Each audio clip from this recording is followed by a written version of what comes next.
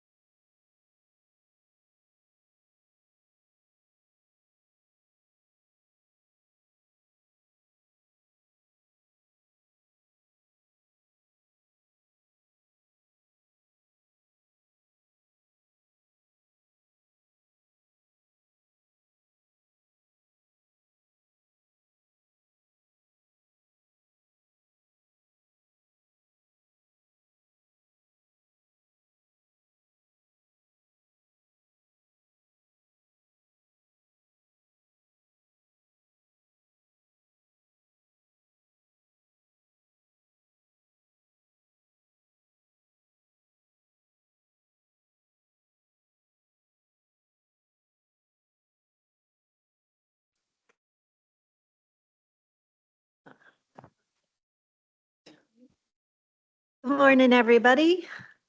We'll get started. Welcome to the SVAC meeting. I'm Denise Loffman. I'm the chair. We're going to get started with introductions. So Emily, can we start with you and we'll go around the table and get you guys there too. Good morning. My name is Emily Shook. I am the office specialist for the State Forest Division here in Salem. Good morning, everyone. I'm Vanessa Petro. I am the lead wildlife biologist with State Forest Division. Good morning. I'm Nick Palazzotto. I'm the Deputy Division Chief for State Forests and co-convener of SVAC.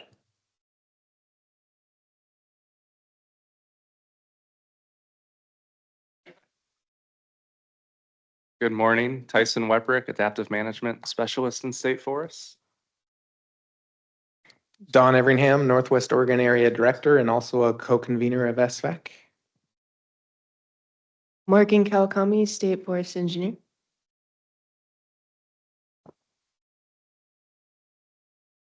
Leslie Shaw. Know what my title is. Is it back to worthless or what? Well, yeah, that's what I am. Just here. Barrett Brown, OHV and other recreation groups. Greg Jacob, Environmental Representative. Susan Knutson Obermeyer, and I'm not affiliated, and I'm from Oak Ridge. Margaret Magruder, I represent Council Forest Trust Lands. No, I don't. I represent Columbia County. I don't know what I'm doing. I caught it, Nick. Good morning, Robbie Lefebvre, Assistant to the Area Director for Northwest Oregon Area. Good morning, Joe Offer, Recreation Education Interpretation Program Manager. Morning, Ben Burns, the Recreation Facilities Manager. Eric Bangs, Operations Specialist. Hi, good morning. I'm Colleen Kaiser. I'm the Planning and Operations Manager. John Welter, State Forest Silviculturalist. Good morning, Chet Beeling, Assistant District Forester for Western Lane District. Morning, Cody Valencia, State Forest Unit Forester for the West Oregon District. Good morning, everyone. I'm Eric Perkins, the Acting District Forester for Forest Grove. Hello, I'm Zane Sandborg, Operations Forester for the San Diego State Forest. Good morning, I'm Vince Ferguson. I'm the Youngstown Management Forester at San Diego State Forest. Good morning, Chelsea Peters, Acting District Forester, North Cascade District. Good morning, Kyle Kopp, Sanium Unit Forester. Hi, Laura Wilkeson, just a member of the public. Thank you. We have one more person in the corner. Seth Barnes, Oregon Forest Industries Council. All right, Don, you want to help online?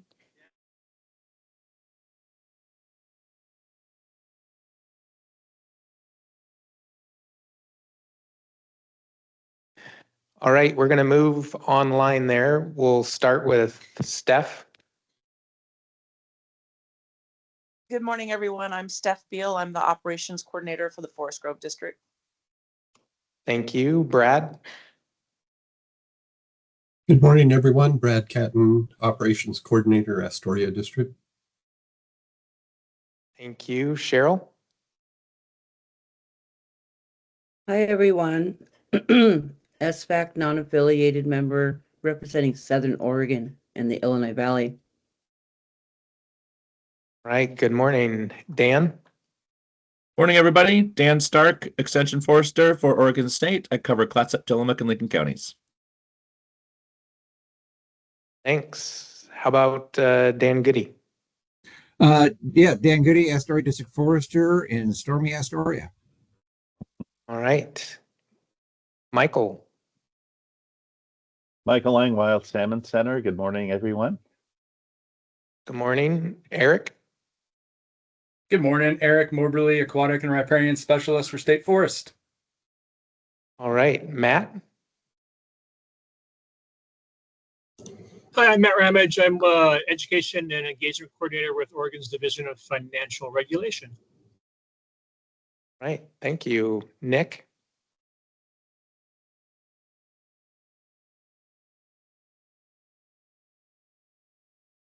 And Susan.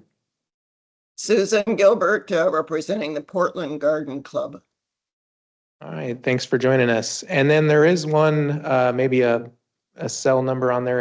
It says guests. Anyone else that I may have missed?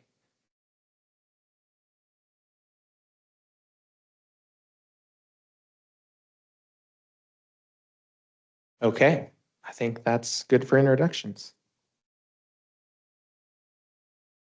Okay, well, the next agenda item is public comment. So if there are any members of the public, not SFAC members, who wish to address the committee, now would be the time to do so.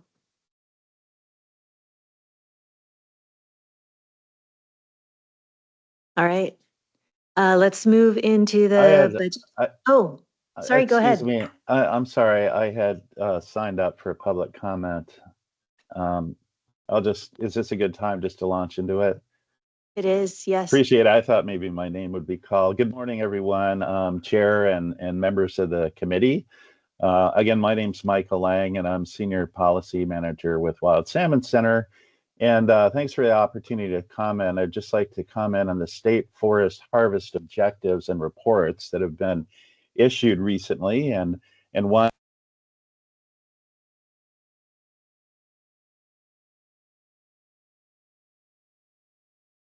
Michael, you muted yourself. Thank you. I don't know how that happened. I appreciate the heads up on that, Dan.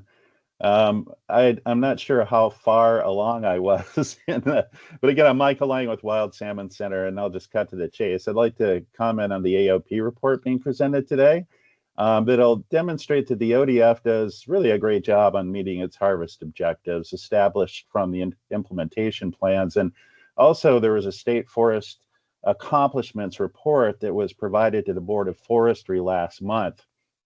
And that demonstrated that the ODF actually exceeded its harvest objectives when it averaged over an 11-year span too. So, you know, there may be some disagreement over the harvest levels that are set and some of the timber sales, but I'm just hoping that we can all look at these facts and agree that the ODF does a good job on meeting its harvest objectives. And I'm hoping that there will be no need in the future to try to legislate some forest harvest rule that as proposed in the last session in HB 3103 and also previously in HB 4106 in the 2024 session, because the ODF is doing a good job in meeting or exceeding its harvest objectives. So I just hope we can all agree on that. But the real question here is, why does the ODF set harvest objectives that are seemingly inconsistent with the forest management plan and also key performance measure 10? And I'll explain a little bit about that the ODF has reported, little to no progress on meeting the goal of in the current FMP of 30 to 50% of the forest being in complex layered condition or old forest structure, or KPM 10 requiring a minimum of 30% of North Coast forest to be in this condition, because the timber harvest objectives are inconsistent with the forest management plan. They're too high. And the result is that hundreds to thousands of acres of layered forest habitat get harvested every year, preventing the ODF from reaching these important goals too. So while there's no progress in meeting these goals, again, the ODF does a great job in achieving its harvest objectives. And I hope we can all appreciate this irony, because bills get introduced to force the ODF to do what it's already doing a great job doing, right? But there's no legislation that gets introduced to help the ODF achieve some of its other goals. And this leads to the governor's executive order, which was issued yesterday, that calls for greater agency accountability and agency coordination and actions to protect Oregon's land and waters and to address climate change as well. And this includes accountability measures directing the ODF to implement rules and policies and key performance measures on state forests. So we welcome this move, and we look forward working with the ODF and the governor's office and other stakeholders and really fully implementing this executive order. So that's all I have to say today. Appreciate your patience and, again, the opportunity to comment. Thank you. Are there any other public comments?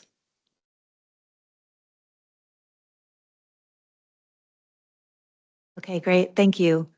Let's move into the budget updates. Nick. All right, hopefully this mic is working better. Yes. So just wanted to kind of give folks an update on where we landed in 25. Hold on. There we go. Where we landed in 2025 and how we're projecting out for fiscal 26. And we did pretty well last year, coming in under budget very intentionally, and I'll explain sort of how we got there as well. So the budget for last year, fiscal 25, was $48.4 million.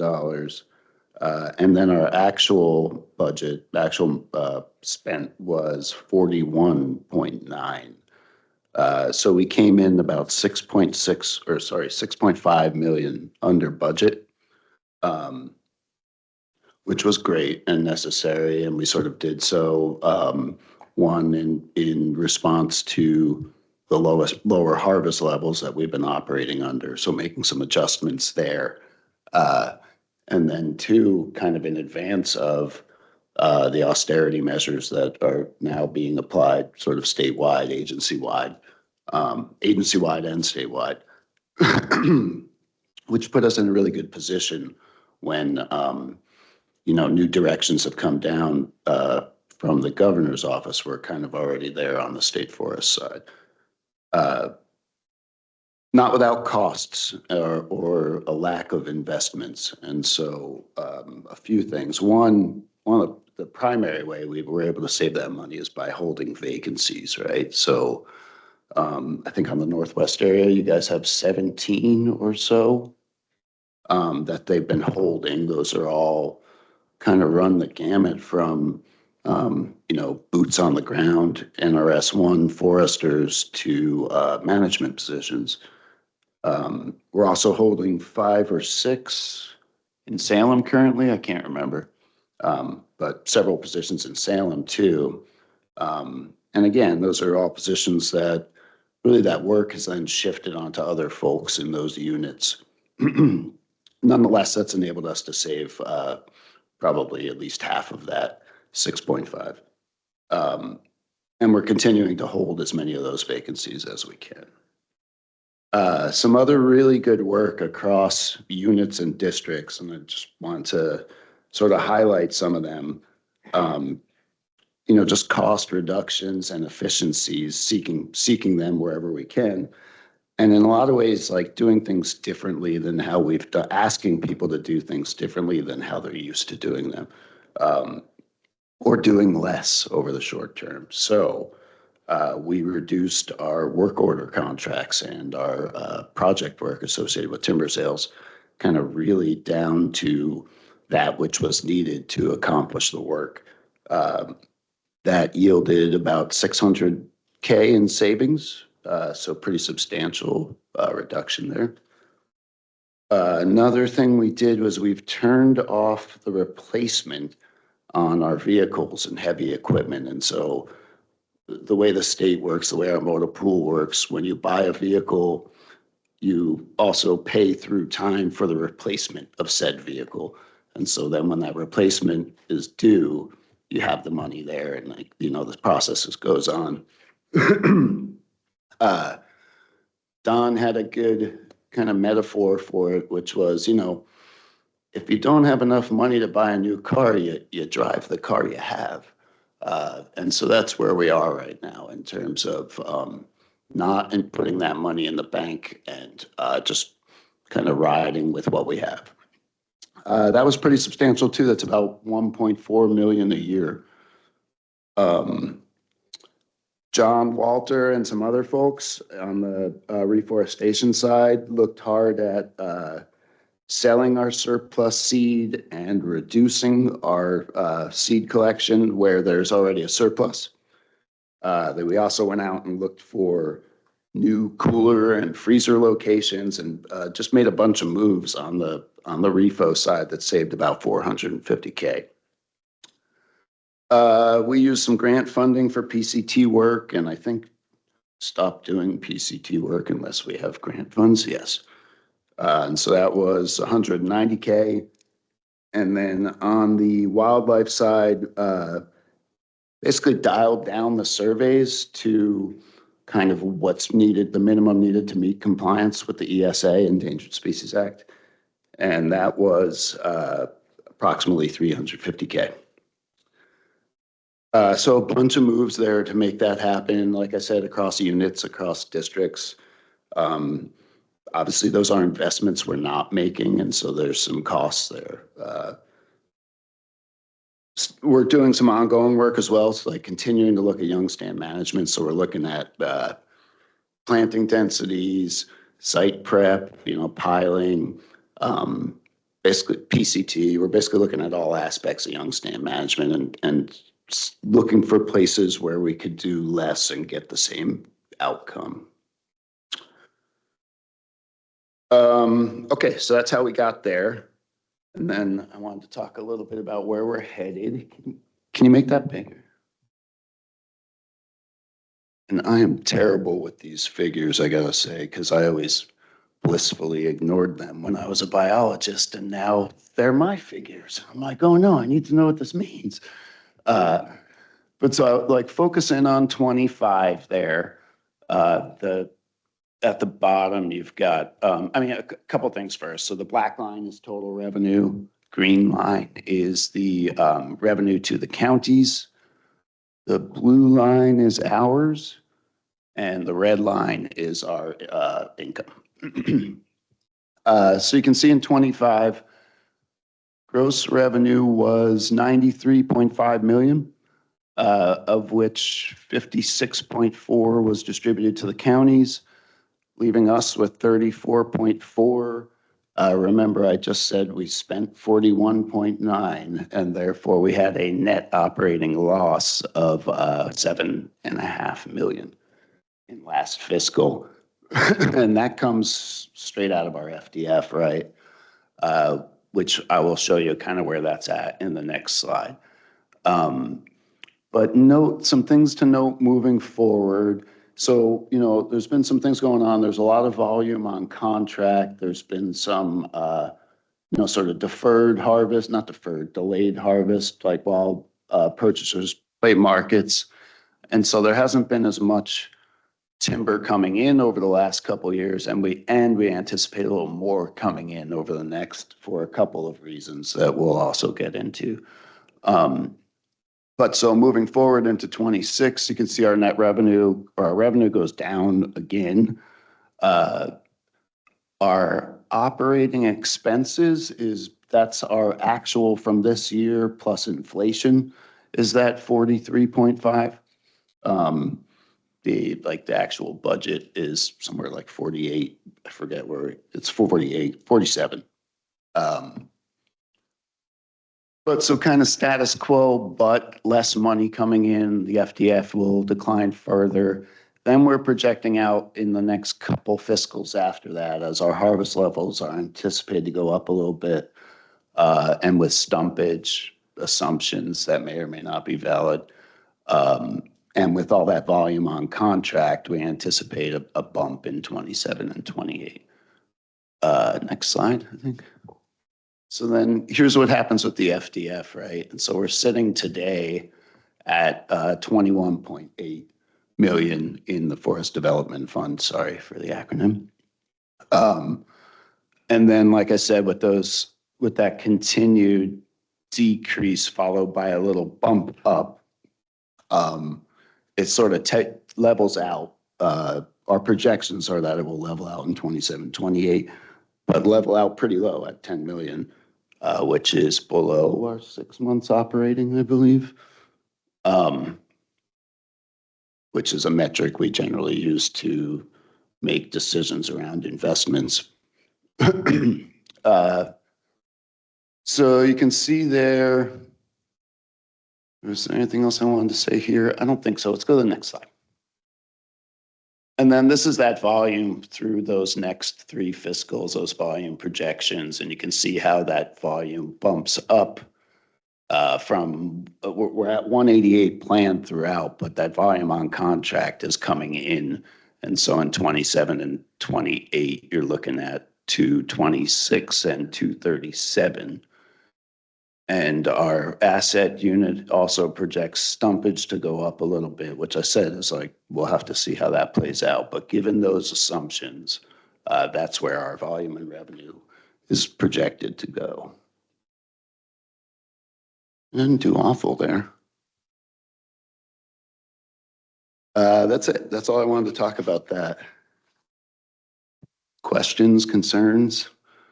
I will say moving forward, we're continuing to apply those same austerity measures. We're continuing to seek other savings elsewhere. There are discussions that are out of scope for kind of within our scope of span of control rather, taking place at higher levels about cross-division inequities. And so like admin pro rates, protection rates, some other conversations going on, and then higher than that, even some conversations about, you know, POPs and what might go forward to the legislature. All in its infancy, I think. Questions?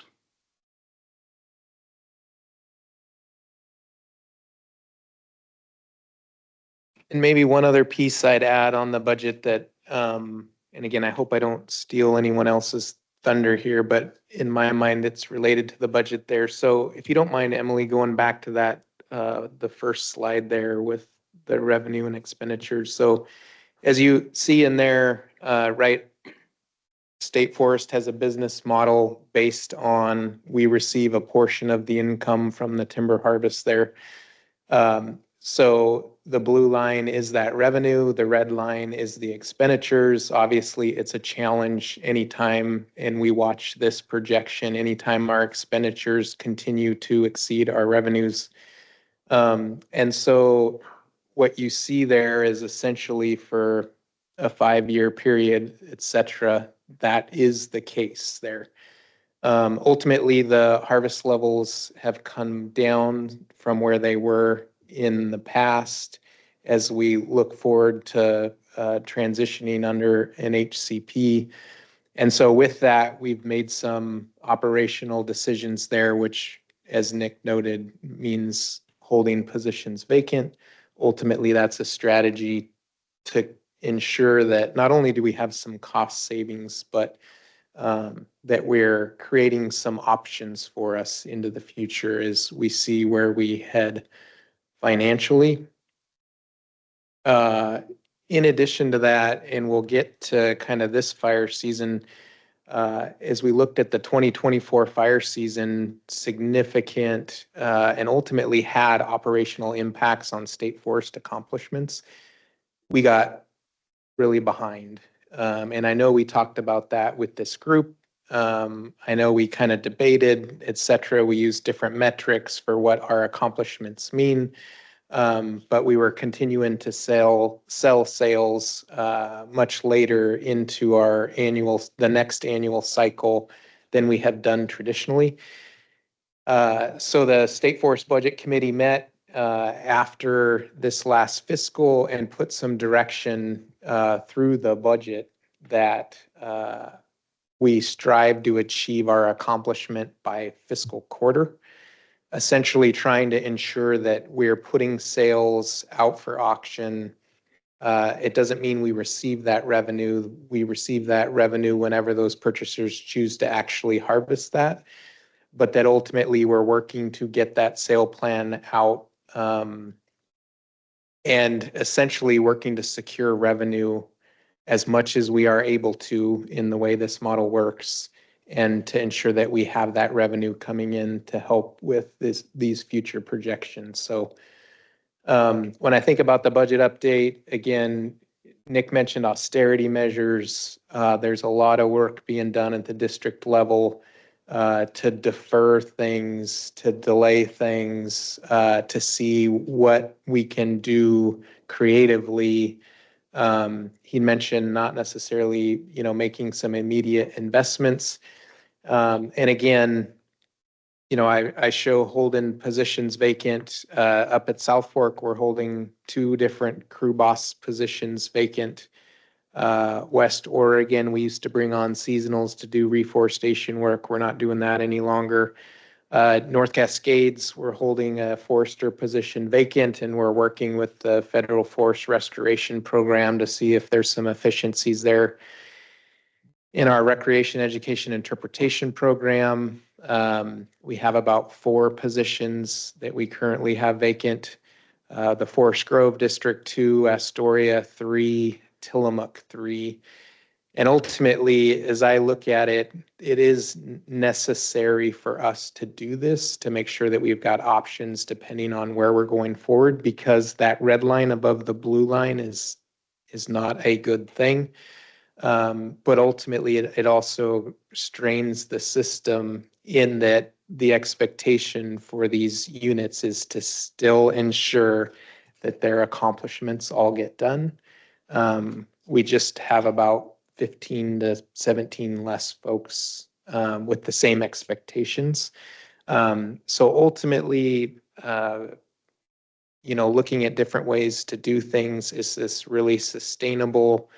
Not sure. And like Nick had mentioned, it will lead to future conversations of what other revenues, et cetera, could we incorporate within a future business model there for State Forest. So maybe just a little bit of summary for the group. And, I'm interested to see as we get to Derek and the fiscal 25-26 current status. Just wanted this group to know there was some additional direction that we received that we didn't have last year. That was kind of driven by a tough fire season. So.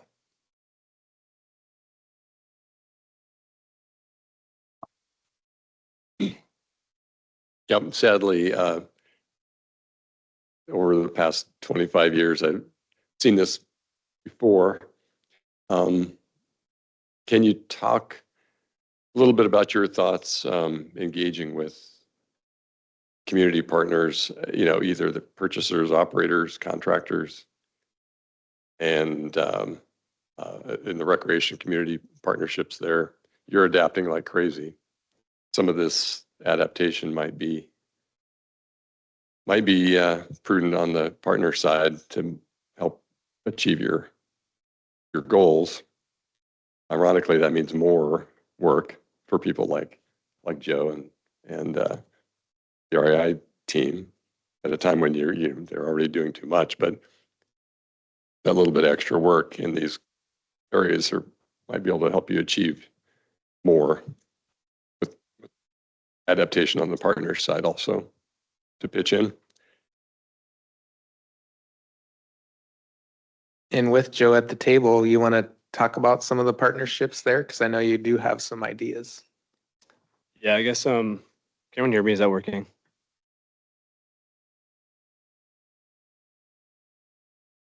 Yeah, and I don't want to steal too much thunder from a presentation I have this afternoon talking about all of this stuff and how it impacts our program. But I will note that, this a good example of working with partners. We have had a lot of changes in our program, which we will talk about kind of as overall alignment this afternoon. But what it's really done for our program is it's really changed the way that we do our work, whether that's through work on the ground and actually leaning into MOUs with different partners to try and clean up our lines, which then, as Barrett, I think you're hitting on, does require additional administrative work. That's one direction we've been moving, and obviously a lot of directions and working with a partner of ours, the State Forest Trust of Oregon. Also really looking for opportunities from partnerships there to leverage funding that maybe, as a state or agency, we can't lean into. So yeah, it has been a big change, and that certainly does impact the way that we view our planning. And we talked about that a couple of meetings ago, but how the REI program actually looks at the next steps for the work that we're doing on the ground. So this is not just a REI question, but so are you contemplating novel ideas and steps that are just associated with this austerity moment we're in, or more of a general operating plan for your longer vision? That's the temporary adaptation is kind of where I was getting. Yeah, and I guess just to answer that, and again, hopefully leave some interesting pieces for this afternoon too. But I think that I guess in our program, I think I speak for probably everyone else. You can look at things temporarily, but as you mentioned, Barrett, things fluctuate, and so we're looking at things temporarily, but also gaming out that this may be the direction we're moving just forward and adapting to that, and that is really the basis of the realignment that we have. And I know, as Dom mentioned, other parts of the business also adapting and thinking, who knows what that future does hold. And Nick mentioned it multiple times that without knowing that, we're assuming that this temporary piece, at least in our program, is long-term as well. And just to follow up on that, I mean, I think that's true for all the programs. The answer is it's both temporary and permanent. Whether it's looking at how we do some of the reports like we're showing today, so that we're streamlining how that process is, so that we're not giving different reports to 3 different entities that are just slightly different for each group. Instead, we're just trying to be more efficient with how we're delivering some of the messaging and then doing some of our own work, so that instead of having 3 staff members that need to compile work, we can tailor it down to 1, and then we're giving one consistent message across the board. Or if it's looking for opportunities to utilize drones for reforestation to potentially increase our efficiencies there. I think whenever you have austerity measures, it forces you to look at your business practices and look for efficiencies that can be gained. And some of those efficiencies are short term and some of them are long term. And so it's a bit of a mix, I guess, is what I'd say. Where we can take lessons learned, we're trying to, so that we're more efficient going forward. Thanks. That's great. Any questions online from SVAC members?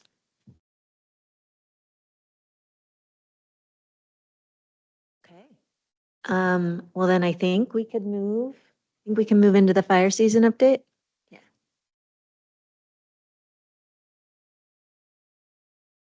Just wait for Emily to share my PowerPoint here. Don did steal my thunder about budget instructions though, so mine will be even shorter. So thanks, Don. I would steal somebody's. Sorry about that.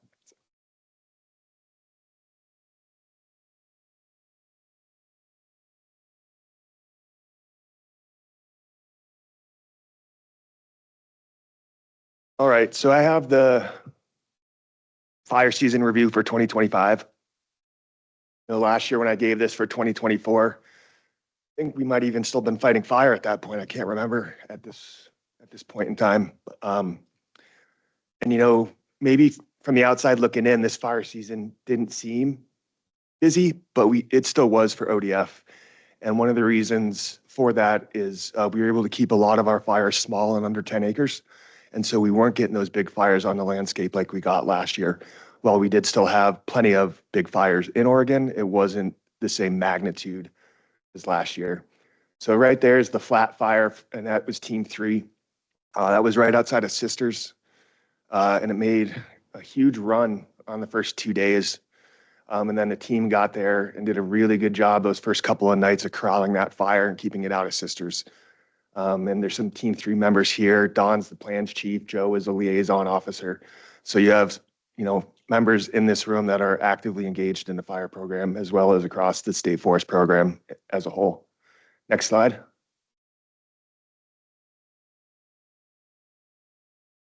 So I just want to talk a little bit about the State Forest Division and the lands that we manage, and then also the lands that we protect in Oregon. So on the left is our map of all the state forests. So you can see it is concentrated up there in the northwest part of the state. So you have the Clatsop and the Tillamook State Forest. And then we have North Cascade with the Santiam, West Oregon. Western Lane is below there. And Western Lane actually goes from Veneta all the way down to the California border.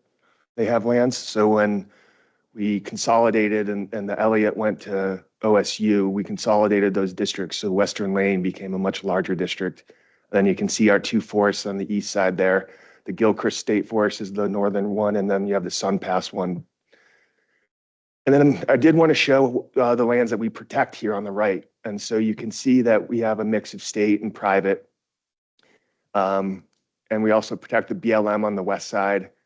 We do protect, state parks. We do work with the tribes as well. Then you can see, there's large portions that aren't protected there that you all know are forests, and that's all the Forest Service. And that doesn't mean we don't help our partners there. It's just not under our direct control. I think that kind of just shows, how big our program is on the fire side. Okay, next slide. And I wanted to show this to you all. This is our public use restrictions and how we kind of break them out across the state. And so every Monday during fire season, I'm a part of a statewide group that gives a fire update, and I always talk about public use restrictions. So really, we have Northwest 1, 2, and 3 up in the north part of the state up there, and then below that's West Oregon 1, 2, and 3. And then I'm also in charge of reporting out on Clackamas Marion, which is the Santiam State Forest. So those are the kind of the 7 for Northwest Oregon area. Then you can see how it's broken up across the rest of the state. Now this is public facing, so you could go to that link down there in the bottom. And during fire season, if you click on that, it'll tell you, what IFPL we're in, or not IFPL, sorry, what public use restriction we're in, so low, moderate, high, or extreme. And then if you go to the next slide, Emily. It also have these available for you. And so I know this says 2022, but in 2022 across the area, we really worked together with the 5 districts. So our public use restrictions would be the same across the entire area. So that way there wouldn't be a discrepancy if you accidentally go from Northwest 1 into West Oregon 1. It would be the same, so you wouldn't have to worry about that. And we did that just to make it easier, 1, on our rec staff, and then 2 for the people using the forest. And it has gone over well. And we also did it for the first time in Spanish. So that we have a huge user group out there. So that was great. We're trying to think through some of the other languages. I think the top 2 for me would be Russian and Chinese. We have a huge Russian use up on the north block of the Santiam. And then, I think Chinese would be our next one to go after and have that available for everybody. All right, next slide, please. All right, so this is the one everybody wants to see. Here's our statewide fire totals, or fires for 2025. So we did have 16 deployments. The first one was in June. We were actually all sitting in here at a leadership team meeting, and everybody's phones went off and the whole leadership team just left. Just like there was like 10 people left. And Rowena was, it made us think it was going to be another 2024 because it was like June 12th or something that the fire happened. And I think we lost about 57 structures in that fire. The saving grace to that fire was that it happened on a Wednesday at 12:30 in the afternoon while kids were still in school. So we lost houses, but there were no fatalities. And then it was kind of a little bit of a lull for a while. And then we just had lightning. It felt like every day for a few weeks. And we were getting lots of starts across the state. So you can see, it's kind of hard to see, but on your map, you can look in and there's like all the little dots. Those are all active fires that we put out at under 10 acres that didn't become team deployments. So you can see how active we were in the summer by keeping those fires off the landscape, like I said. Emily, can you scroll to the left? Or yeah, so you can see the statistics there. Zoom in a little bit so I can read it. Great, sweet. So ODF's 10-year average is 133,000 acres, and I think this year we burned 24,000. Thanks, Sean. Yeah, so we were well below our 10-year average, and then statewide, we burned 338,000 acres burned, but our 10-year average was 715. You can see we came in well below our 10-year average, which is nice because it feels like the last 5 years we've been over the 10-year average. So it's weird to say that 300 or 715,000 or 338,000 acres is low, but it feels low after the last few years. And then I'll end it with staffing, and then I'm going to turn it over to Ben to talk a little bit about some partnerships with target shooting. I don't have the exact numbers of state forest staff that went out, but at the height of our fire season this year, we had 75 employees from Northwest Oregon area deployed out of the area helping the statewide effort. So that includes all 3 programs as well as FFR. And so we do have a significant amount of staff members on teams for state forest. I'm looking at one, Colleen, Derek, Kyle, Chelsea, Eric, Don. So there's a significant number in this room that are on teams that devote their summers to the fire program as well. And then with that, unless there are any questions for me, I'll turn it over to Ben to talk about target shooting.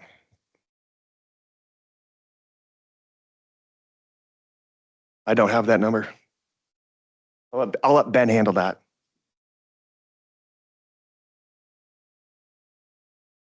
Thanks, Robbie. Yeah, so the rec staff has a pretty unique opportunity when it comes to helping with fire, and our busy season is. Ben, hang up a sec. There's a hand up. Sorry. Oh, go ahead. Yeah. Yeah, this is Matt at DFR. One of the things I noticed is that the fire detection technology seems to have gotten so much better, and there's been a huge. It seems to be a big spike in statewide fire detection. So like last year in 2024, total fires was about 2,039. This year, total fires in the state is 2,965. And as you mentioned, a lot of those are lightning strikes. But it also seems like we're just getting that much better at detecting these fires. Is it your sense that it truly is that many more fires, or are we just doing a much better job of detecting and reporting them? Yes. To both. Okay. This summer, we did invest in some air attack platforms through the statewide severity program. And so we had those down in Roseburg and over in Prineville. Don, is that where we housed it? Yeah. Okay. And so those were super helpful for us as well this summer, so we could control our own reconnaissance flights. And so that was good. Southwest Oregon has a great camera network. We are using something called Pano up here, which is by PG&E and the power companies that help us detect. And then we did have also this summer our Partnavia, which has infrared technology. And then we brought in another platform from Colorado that also had infrared technology. So we were able to do a lot of nighttime flying to help pick up those fires. And I'd also want to say that ODF is really leading the charge with some drone technology and mapping that we've been using, and that's been super helpful as well. And then, you know, our staff is out patrolling, and we also hear a lot from the public. And so having people out in the woods helps us fight fire. And Don? Yeah, thanks, Robbie. And I think on the number of fires, I think the number is essentially the same. It's being detected differently and ideally detected earlier. So in my mind, without that technology, if that fire is on the landscape, it will eventually be called in. It may have been by a member of the public hours later and is a larger fire. So hopefully that technology is allowing us to find those fires earlier and smaller, which helps keep them as those small dots on the map and not one of those larger perimeters with an ODF logo next to them.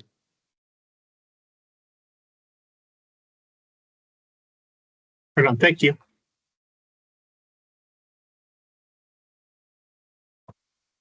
All right. So as I was getting at, rec staff has a unique opportunity in order to, you know, our busy season is the fire season. And so our staff we have our seasonals on.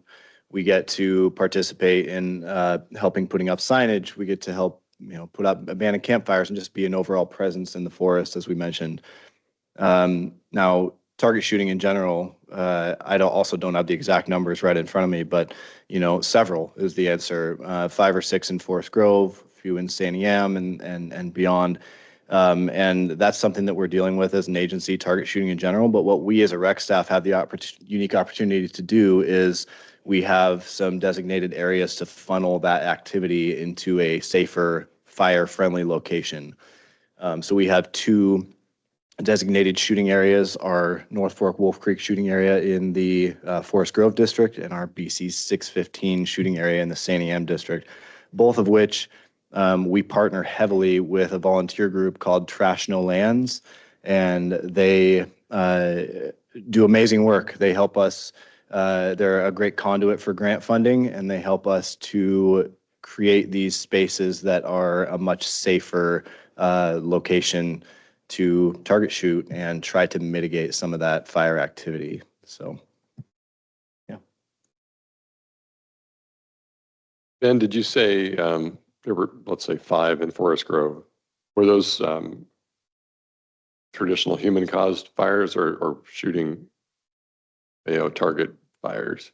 I mean, actual rounds. They're started by rounds. They were started by illegal target shooting activity. So we have certain rules and regulations posted on our website and that sort of thing.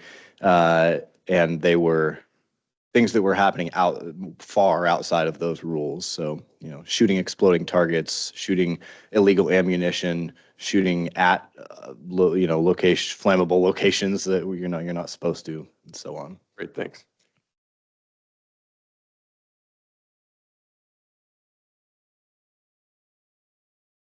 I guess I'd just add, it's obviously a real challenge for that, right? And just for this year, I know you've been tracking this for years, Barrett. And so this is really our best solution that is within our span of control, is to try and concentrate it into safer spaces.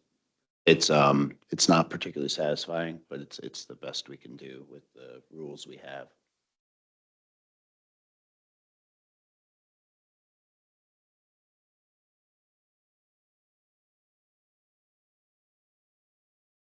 We were going out 4 days a week in the summertime and doing, stopping with people target shooting, asking if they had a shovel, fire extinguisher. Got a lot of FUs, mind my own business. But the amount of shooting at live trees is becoming like, wish I could take out a machine gun and just get rid of all the shooters. But it's very frustrating that no one follows the rules, nor do we have wardens that give tickets. something needs to be done about it. The amount of garbage, Yeah, which we GPS to and sent because they were like 10-yard dumpsters worth of stuff in one location.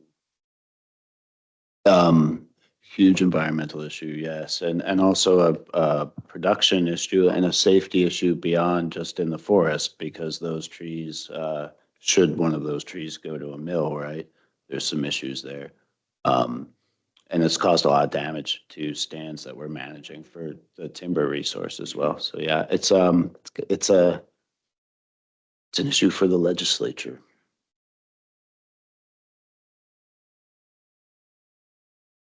And I think just to kind of come full circle on something Barrett mentioned earlier, and certainly Leslie understood all of that, but as far as the recreation program goes, Ben was tying in about our work with volunteer groups. You know, as we do see further realignment, I guess we'll talk about that as far as staff in the field. It is less staff that are actually out patrolling those sites, as you mentioned, or rangers per se. But it does really require that partnership. And I guess that kind of comes full circle with what Barrett was talking about, is, you know, rethinking how we do that work in the field. And I think that, you know, a good example is that's one of the spots that Ben and the program continue to really dive into and find those alternatives, because it is just a situation that continues to build and build and build. So I think just a good note on that direction from, or I guess a good note from Barrett earlier about that realignment of the work.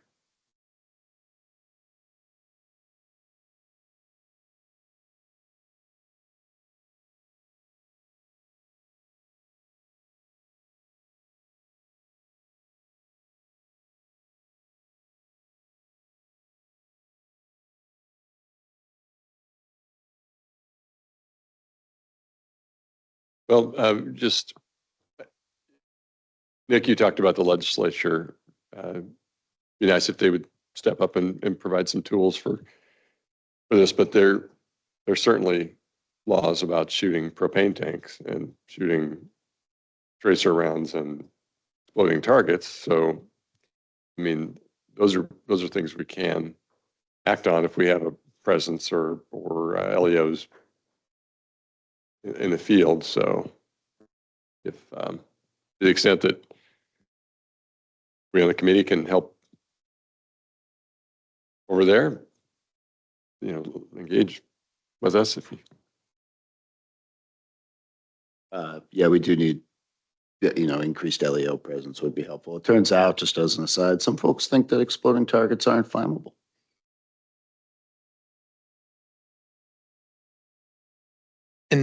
And I would say though, essentially we do train our seasonal staff, put them through forest law to cite folks doing that illegal activity. So it may not be as broad as, you know, needing an external sheriff's department. You know, we do train our seasonal firefighters. They have the ability to cite, but ultimately a large scope and scale that staff covers. But we do address that illegal activity internally as we see it, cite folks for many different infractions such as illegal burning, that sort of thing.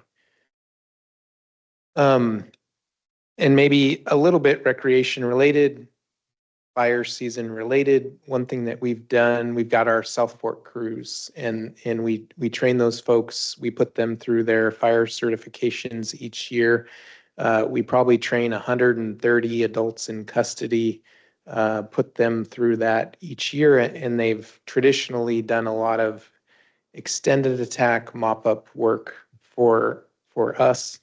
The last 2 years, we've kind of initiated a pilot project. When we get to a certain heightened fire danger, we're able to stage those crews, they're fire ready, and essentially bolster ODF's fire response. You know, we're a very engine-based fire organization, and so we're able to then bring crews to the table and that type of capacity. And it's really been successful. And in my mind, it's meeting kind of twofold. For one, it's bolstering that keep fires small, our initial attack. That's why this agency was formed. That's not how South Fork is funded. South Fork is traditionally a state forest funded office and ultimately, but we do have some funds available at the area to kind of redirect them during the summer for fire. And that also gets South Fork off the Forest Development Fund, creates some budget savings, which is necessary currently. But also then the, impacts of that is less of an ability to, or less crews at South Fork assigned to recreation throughout that busy season. You mentioned, Leslie, dump sites, cleanup, that sort of thing. So we are shifting that resource a bit to fire in the summer. We mostly do that across the entire organization. It just seems fitting we do that as well with South Fork. As Robbie noted, many of the employees in this room, State Forest, they go out on fire assignments. And so we're utilizing South Fork in that way, but also knowing that it has an impact on our ability probably to provide the same amount of recreation type support than we've done in the past. So just another fire season type related impact there that we're working to navigate here going forward.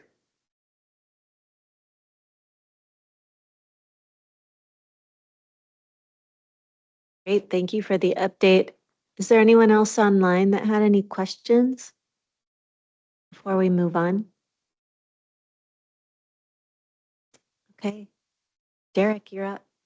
All right, Emily, can we bump over to the fiscal 25-26 PowerPoint?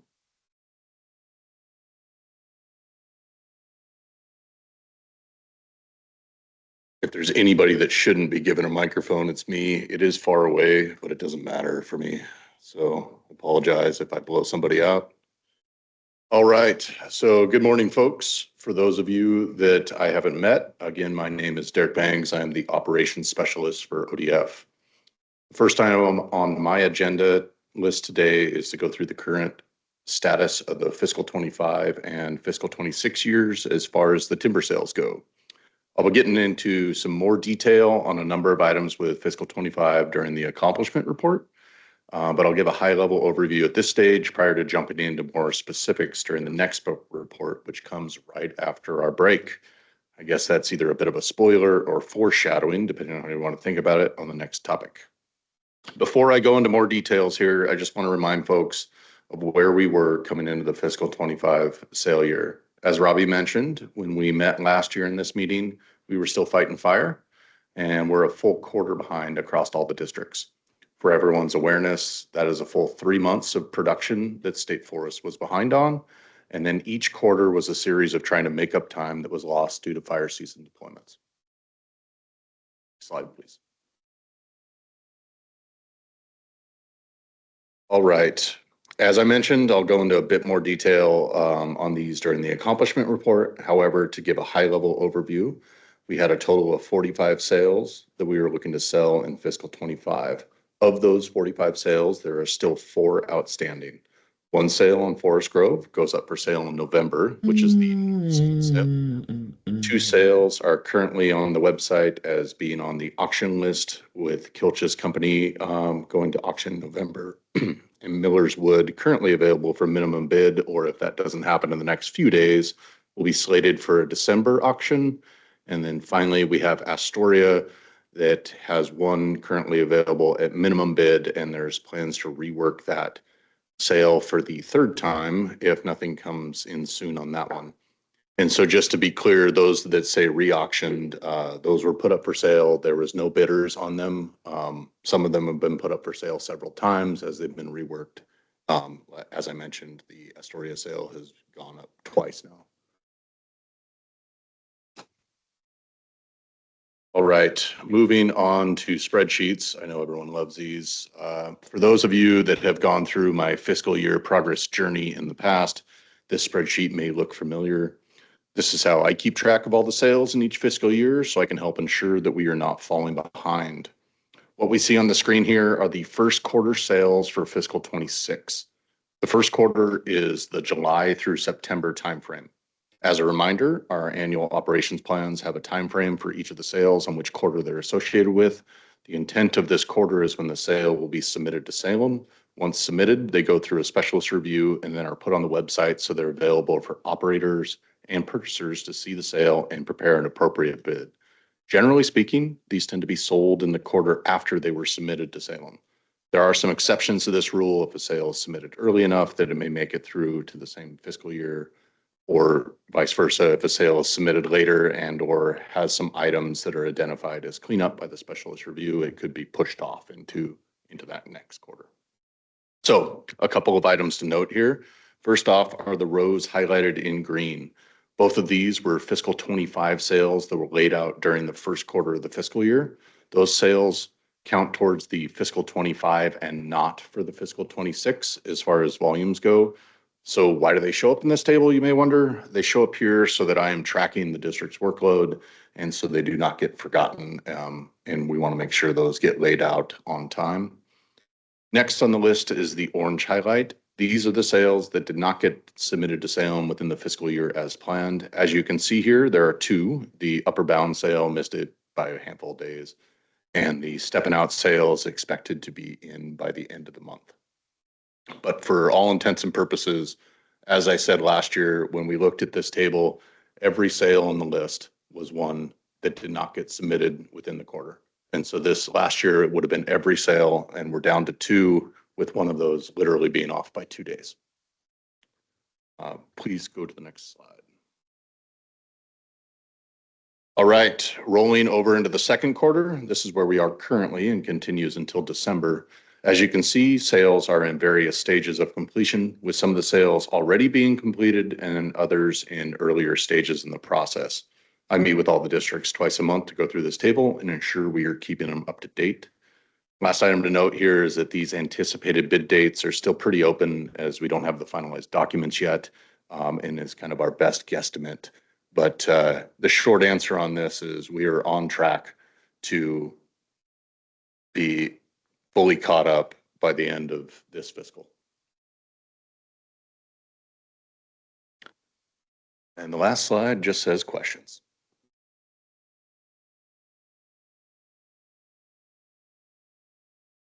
Any questions from SFAC members? We'll say amazing work. Catching up, being over a quarter behind in a year or so is impressive. All right, we are supposed to take a break. We're a little early. What would you prefer to do? I think I'd prefer a break. Then let's take a break. It's about 5 after, so why don't we all meet up at 10:20 and we'll get started again.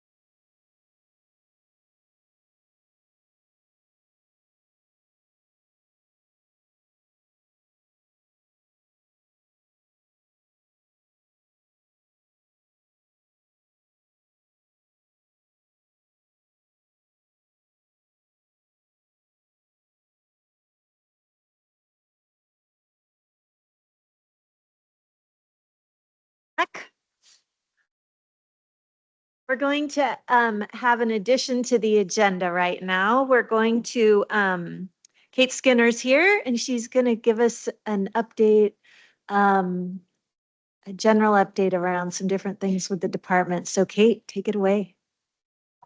All right. Good morning, everybody. Thank you for having me. So I always say there's meetings that pop up on my calendar where I'm asked to be there, and there are meetings where I invite myself. And I feel like this was an invite yourself meeting. So I wanted to be here. One was to just say thank you to everybody on the advisory committee. When I think about like my time here, the advisory committee has definitely been a consistent piece and a lot of consistent faces and input. And so thank you for your time and what you provide to us. I know you guys are going to talk about more of the details of accomplishments and things, but thank you and thanks for making time for me, Denise. So Don kind of prepped me a little bit of, we got a lot of new faces around the room, but also new faces online. And he asked me to give a little bit of a background of who I am. So just so folks online know too, Kate Skinner, I'm the interim state forester. So my regular job is the Tillamook district forester position. And I came to Salem over a year ago to help out with some things. And then in January of this year was asked to be interim state forester when Cal resigned. And so it's been a wild 10 months and a job I did not come to expect I'd ever be doing. So I appreciate, I've gotten a lot of support from our stakeholders, a lot of counseling from our friends and employees and partners. And so I really appreciate that over the last 10 months. And so as far as the background, well, a couple of things Don kind of asked was, can you say what it is your job is? So I'm still learning that. But, you know, as agency director, so this morning, I'll just give you a quick preview of this morning. We met with our ad hoc with the industry folks and our conservation collab on the conservation side, and then jumped over to a meeting for the Western State Foresters to talk about national issues and then what's happening at the federal level with U.S. Department of Ag, Forest Service, BLM, as well as what does that mean to the Western states. So that was just the first couple of hours, and that's kind of what the job has been between leadership to the state, leadership provided through the governor's office, as well as just trying to track what does this mean to Oregon for our forest management and our partnerships. So with that, the other big duty, of course, is the agency. So we have a budget of over $500 million, general fund, other funds, federal funds, lottery funds, funds I didn't know we had. And also we have over 1,000 employees in our agency. And so a tremendous presence across the state of Oregon through all of our districts, all of the work we do. We're both most known for our incident management teams in response to fire, but as all of you know, over 700,000 acres of state forest land management, regulation of the Forest Practices Act. So all that's under our purview.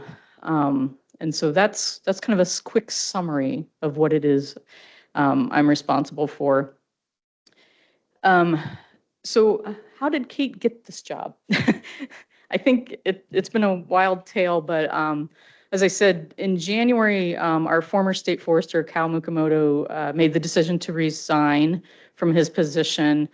And I was asked by the Board of Forestry to step into that role. And at that point, the Board of Forestry supervised the state forester. And we were moving into the legislative session. So during the legislative session, a bill was put forward by the governor's office to change the hiring practices for the state forester. And that bill passed in session. And so now the state forester is hired and officially supervised by the governor's office. And so what does that mean to me day to day is really nothing has changed. I still report to the governor's office as I did before. I report to the Board of Forestry as I did before. The board and the governor's office and I are still learning what does that all mean moving forward. But really, we're all working together for the betterment of of the forests for Oregon and working towards the vision the board's put forward and all those kind of pieces. So fast forward again, and the governor's office has been leading the recruitment for the state forester position. I think in July, the announcement was sent out and recruitment started. A lot of things happened along the way. The recruitment was paused, and then October 13th, the recruitment was reopened. And so it's open for 3 weeks. And then what I have been told is there will be several rounds of interviews with candidates. So throughout November, the first interviews will be November 6th. And then each week there'll be different stakeholder groups and rounds of interviews with those candidates. And then early part of December, the top 2 candidates will be meeting with the governor. And she will be making that decision along with all the input of the stakeholder groups and the summary of how that went. And then from there, because it's now a governor hired position, it'll move to the February session where it requires a Senate appointment and confirmation. And so by the end of February, well, I think by the end of December, we should know who the candidate is moving forward. And then by the end of February, we should have a new state forester in place. And so we're working towards what does transition of that look like and what are going to be the priority work for that person and all those kind of pieces of it. So long story longer there. I will see if there's any questions about all that or anything. Yes. Okay, I guess I'll put this simply, perhaps even crudely, because I've heard from several people that now that it's under the purview of the governor's office, this hire is more political than professional. Would you comment on that, please? Well, I'm not the hiring person, so I can't really give you any insight. I think I'll tell you that what I've been told is that the governor's looking for a very robust pool of candidates. It is a national search. The requirements for the position are still experience in fire, forest management, West Side forests, or Western States forests, those kind of pieces of it. But it is a national search, and so that's been part of it. They've hired a recruitment firm to go out and to do that search. So I don't know if it's from my seat. It's the process. It's just a long process.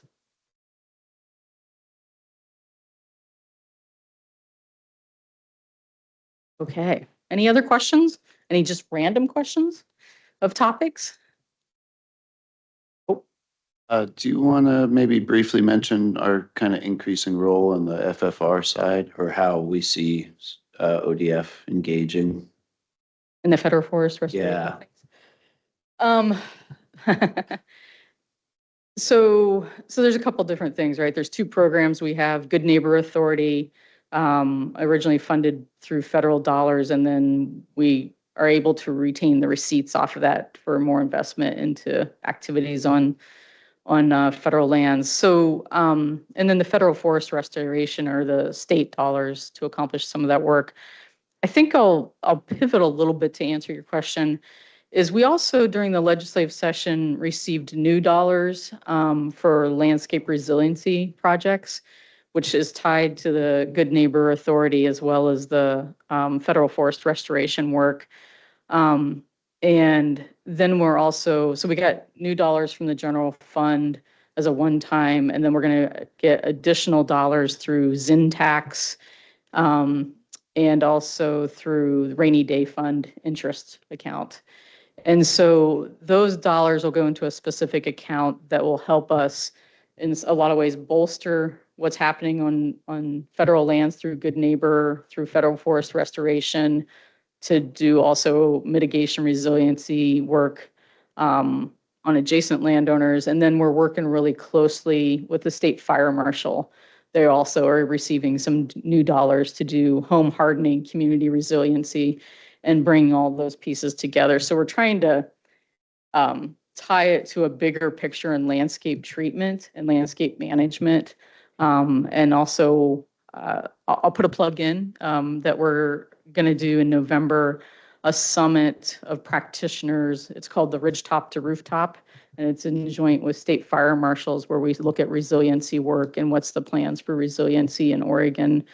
And so we were bringing in a lot of different folks to that to help us kind of get a bigger view of landscape work in Oregon. Yeah, that was perfect. Thank you.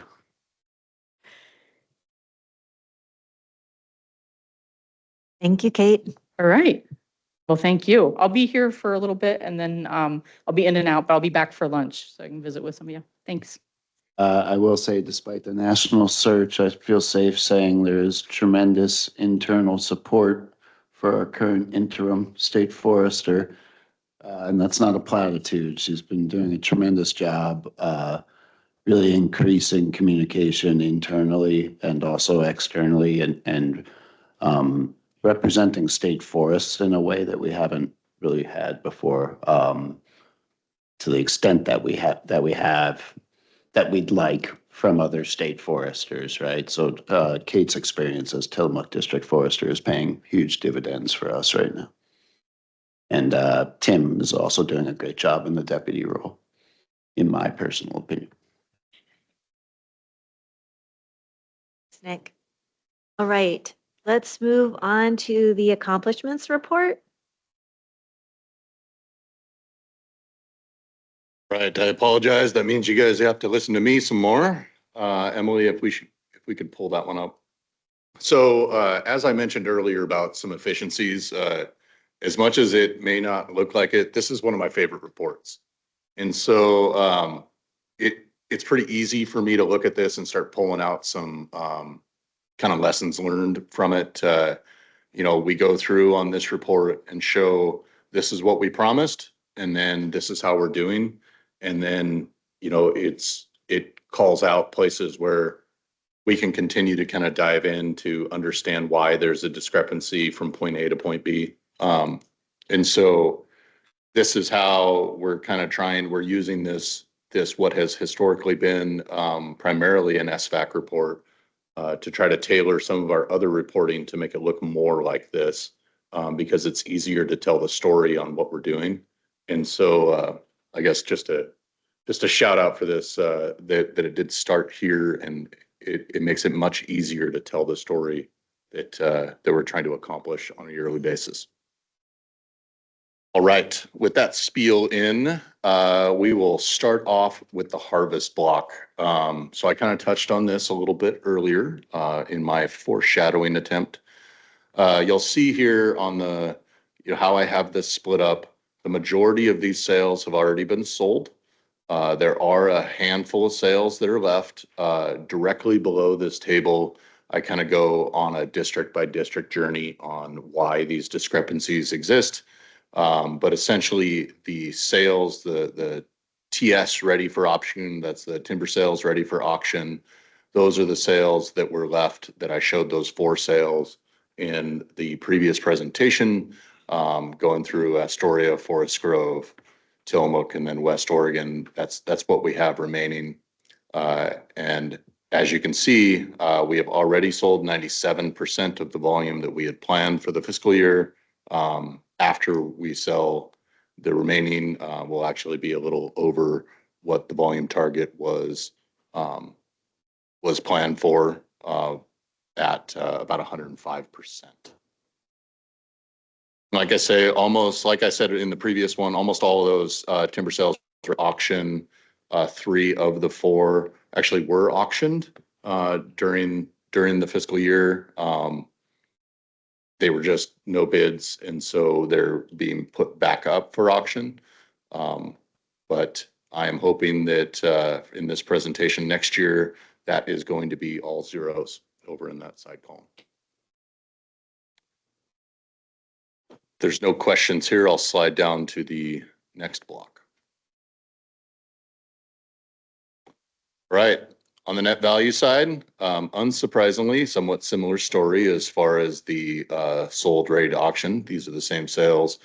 You know, one item to note here is, as you can see, these bid values came in approximately 30% over what our projected was. Oddly enough, this is primarily the difference between, we have a sealed bid process, and if we had looked at the low bids on all of the timber sales, it would have been pretty close to 100%. And so, like, we may have 4 or 5 bidders. Different mills may bid differently depending on their own circumstances at the time. This is one of the reasons we have that sealed bid process. But you know, there are some places where we continue to try to get our AOP numbers closer, but there's also a certain amount where you know, we want to be able to allow for that, especially given that, as I showed earlier, we had multiple no bid sales. And so that's part of this too. You know, the 2 districts that I specifically pulled out in the notes, Forest Grove, a lot of their discrepancy is around the pole markets. And so if there is not a strong pole market, they don't get the bid ups. When there is a strong pole market, they do get the bid ups. And so that's kind of a huge unknown at the AOP stage, just because it's hard to foreshadow what those pole opportunities will be. The other unit that came in a little bit higher, closer to 100, a little over 150%, was Tillamook. You know, the biggest piece there is just jockeying around where those the logging costs are going to be. That district tends to have one of the highest logging costs, and so as we look at some of the sales, there may be some flexibility that we can look at during the annual operations plan process to get that number maybe 10% in the wings. But again, all of these we're looking at a very strong timber market last year, and we're looking at potentially a more of a static to a softer market as of right now. And so how much change we make during the AOP is something we'll continue to discuss over the next few months. Right. Plan versus prepared acres. This one came pretty close to where we were at. One big piece here is, you know, the thinning came in a little under, and then, you know, some of the numbers are a little off here. I don't think that total is correct at 73%, given that. No, it is. That was off. Western Lane there, the reason it came in so much higher, that was all around salvage. And so they had a number of salvage acres that they were looking at coming into this fiscal on. And so, you know, when they, and even the 86 acres, a lot of times those salvage acres are hit and miss. There may be areas they skip right over in the salvage, but it was counted in these acres at that time. The regeneration pretty much landed right where we anticipated it was going to as we accomplished the sales. The discrepancies there generally tend to be, there was a couple of sales that flopped from an alternate to a primary, but most of that discrepancy is just streams, as they get streams or geotech areas that weren't known for sure during the annual operation plan process, and then as they were laid out, they're posted out.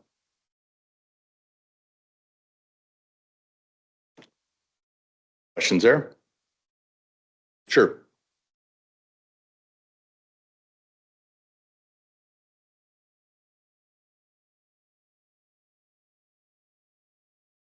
No, so what I think, so can we scroll back up a little bit, Emily? I don't think we can do that.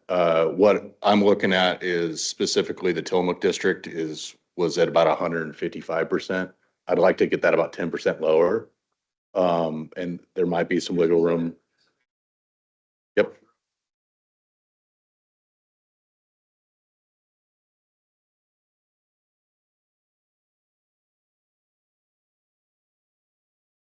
Yep.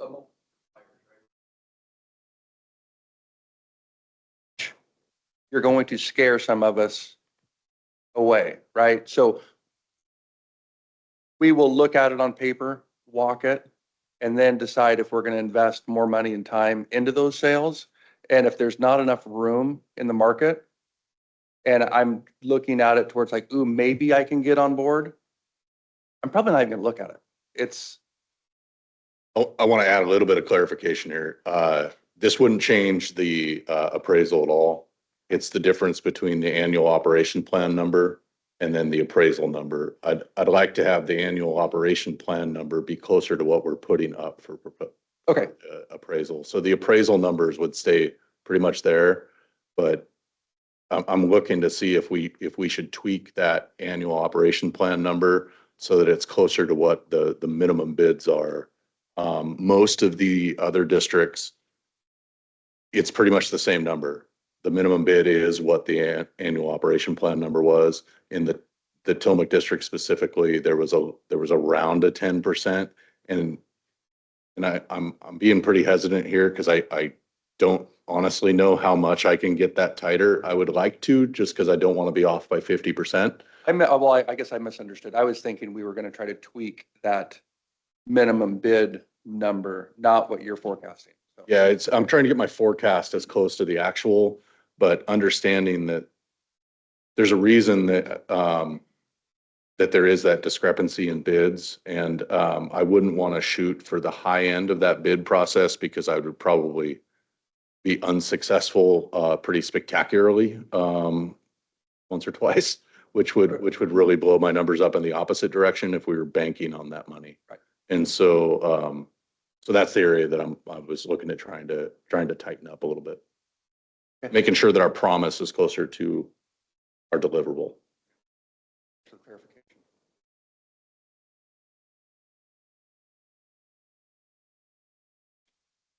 All right, moving on to project work, I will pass this over to Morgan.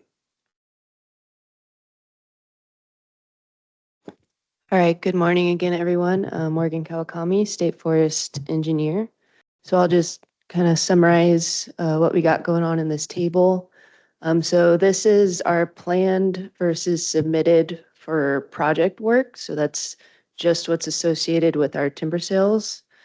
So in general, a lot of these changes were from fluctuations with, sales dropping, moving to future AOPs, refinements during layout, and also some general reductions from implemented austerity measures, as mentioned before. So below the table, there's a summary by district that kind of talks to some of these changes, but I'll just kind of cover some of the bigger items of note. So starting with Astoria, you'll notice that the mileage for construction versus improved is similar, but the total percent of project cost is 60% completed versus what was planned. And part of that is just because some of that project work was completed with our work order contract process instead of through project work, which I'll talk to in a little bit. So pulling some crushing projects out of timber sales and completing those with a work order contract. And also just further refinements during layout, which is kind of a general theme throughout the districts. So moving down, so another one to note is North Cascade. You'll see that they have 45% of their completed versus planned. And although that seems significant, comparatively, they don't have as many miles total. If you look at other districts where they have, 100 or 50 miles of improvement plan, they only had 3 or so. So it was a small reduction in planned, but resulted in a significant decrease in cost. And part of that is because they also had a sale that was dropped and then some planned project work that was taken out of the sales. So another one to note in West Oregon, they had quite an increase in their improved miles, and that was also just from further refinement during layout. And although there was a significant increase in mileage for improvement, that didn't really lead to a significant increase in costs. Western Lane is another big one, and that a lot of that it was because of the salvage sales, and so increasing the sales that were put out to bid just resulted in more improvement that was needed in order to access those areas.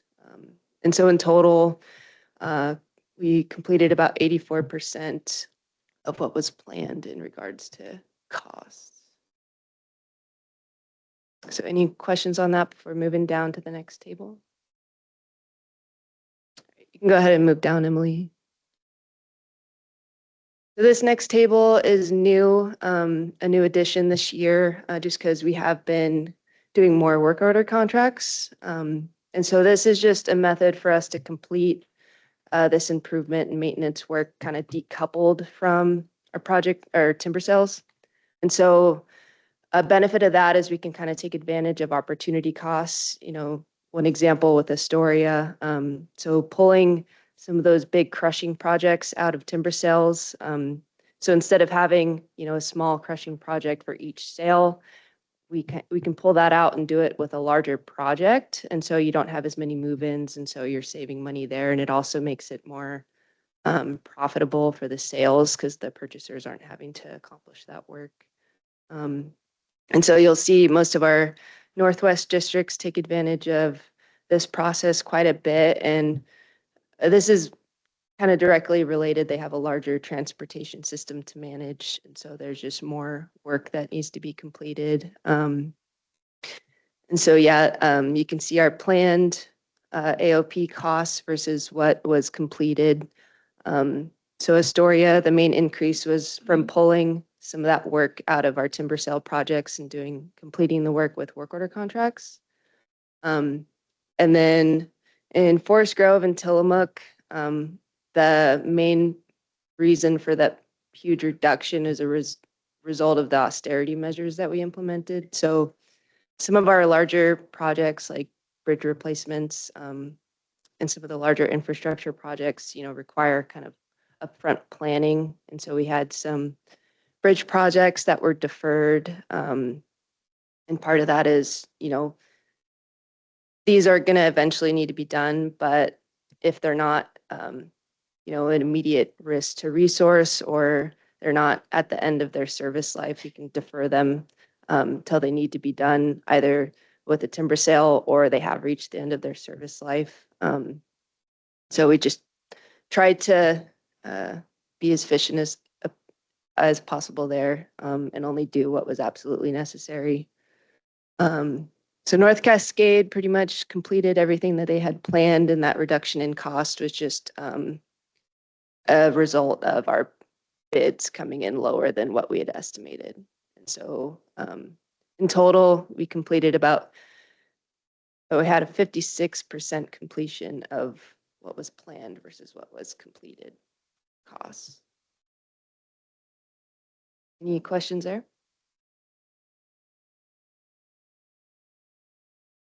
That's it for roads.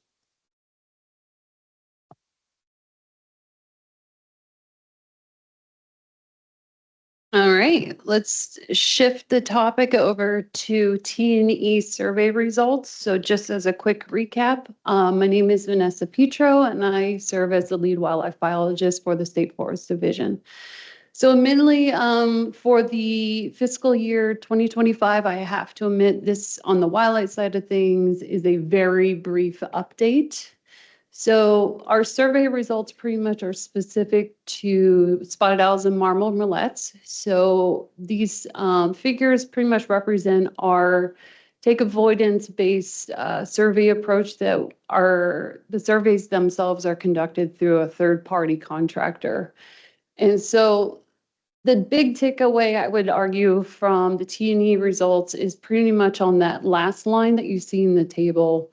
So ultimately for the 2025 AOP, our survey costs for both species came in around $2.3 million, which is a slight reduction from last year's cost. And that kind of speaks to, as Nick had mentioned earlier at the start of the meeting, that we were, in terms of efficiency, we're trying to do some survey reductions and kind of make sure that we're meeting the minimal compliance. And so we're seeing that in the spotted owl surveys.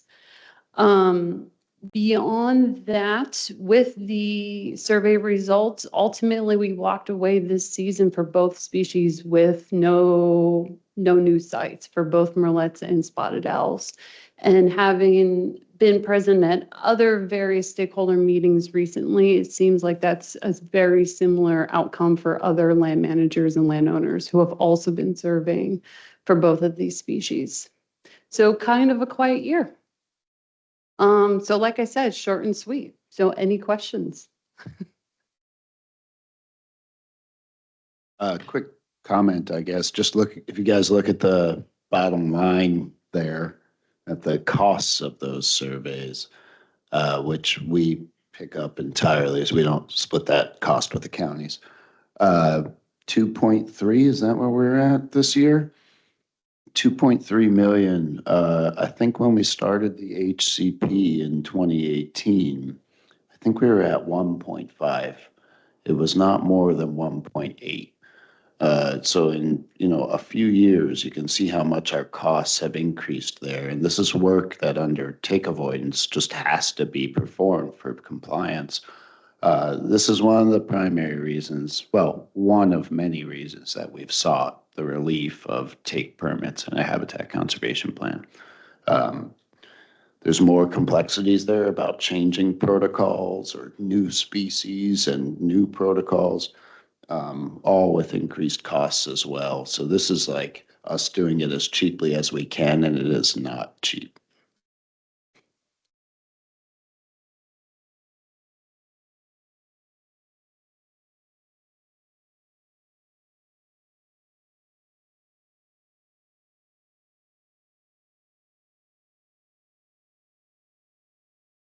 Hey, everybody. This is Eric. For the record, this is Eric Moberly, Aquatic and Riparian Specialist for State Forest. Another thing that's not cheap is restoration projects. So first, although I'm reporting on these restoration projects, I do want to recognize the district staff for their assistance in the planning, administration, and implementation of these projects. This is a collaborative effort amongst the division to get these accomplished.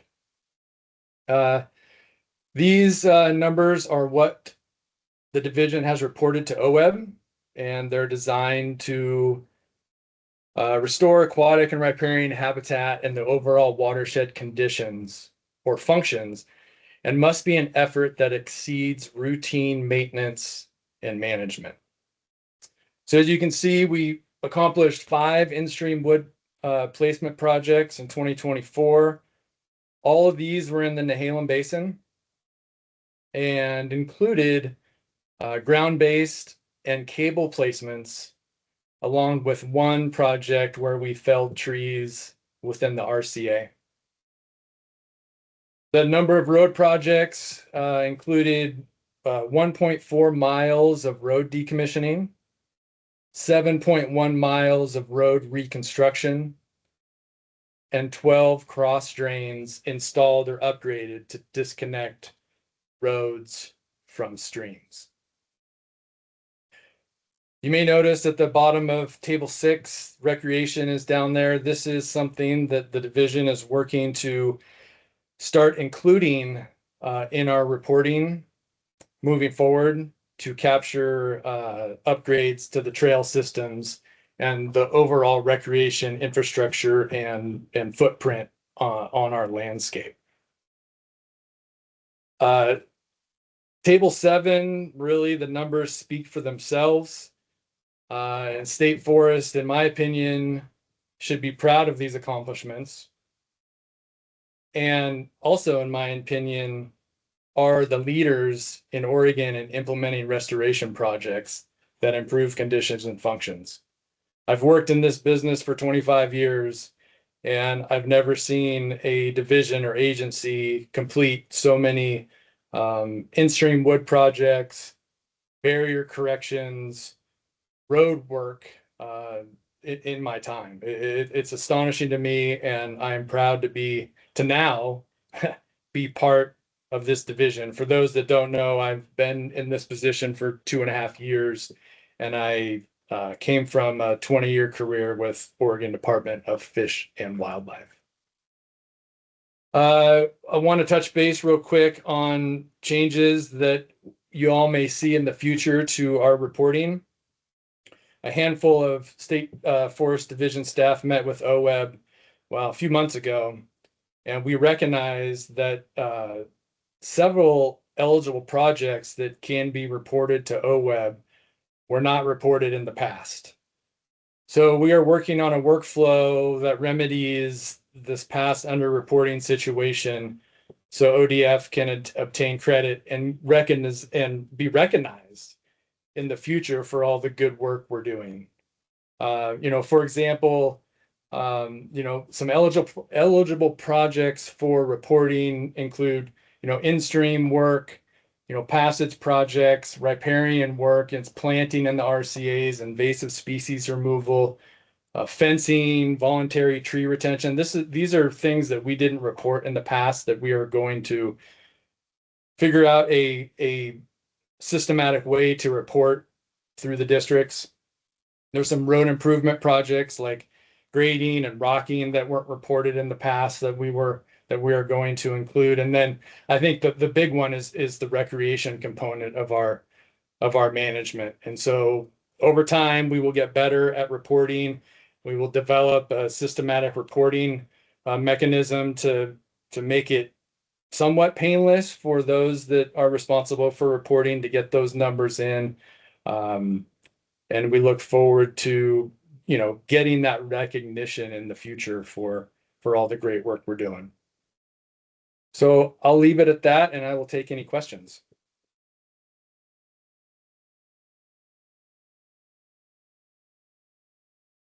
Thanks for that. On the recreation side, maybe this is for the REI team also. What do you foresee those metrics, those columns being?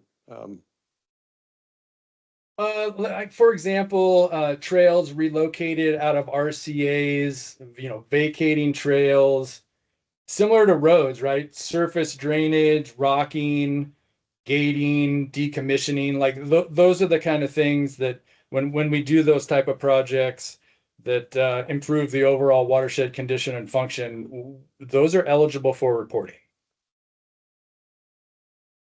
Thanks. That would also include the culvert, the relief culverts, the bridges, the fish pipes that were installed, which is pretty significant across our trail network. One of the things as we talk about some of the efficiencies and the like is this is one of the places that we have sacrificed over time on the reporting side of it. We did the work, but we haven't done the reporting because we've sacrificed that because of the time sink that it takes to do this reporting. And so we didn't get the credit. So we did the work, we just didn't tell anyone.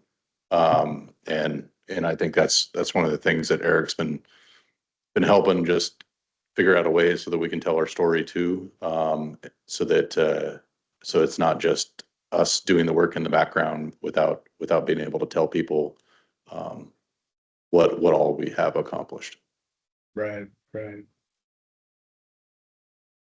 Hey, Eric, this is Don. So I'm looking at the agency put out a press release that we did some work and had a project in Gales Creek. We did. And there's some really impressive photos there. And as I look at this accomplishment sheet, it shows that we don't have any in this report for Forest Grove, but that doesn't mean that we're not doing projects in other districts. So maybe talk a little bit about that project and how that may or may not relate to this report. And then I just say, really impressive photos and whether maybe at lunch here we can pull some of those up for this group, or maybe as we think about a future tour for next year, we visit one of these sites. Yeah, I would love to take the group out to visit a handful of sites that we've been working on. So 2024 was, again, I've only been here for 3 seasons. 2024 was in my was a little lower in the number of projects that we did, and it's really based on when the timber sales are sold, they have 3 years to accomplish the sale and the associated project work. And so we don't really know once the sale is sold when the in-stream wood placements for example, are going to be done. And so this year in 2025, we've been really, really busy doing in-stream wood placements because it just so happened that the sales sold in 2022 or 2023, the project work came up and they decided to do them. And we also had a sale that was sold in 2025 where they wanted to do the project work or the in-stream work right away.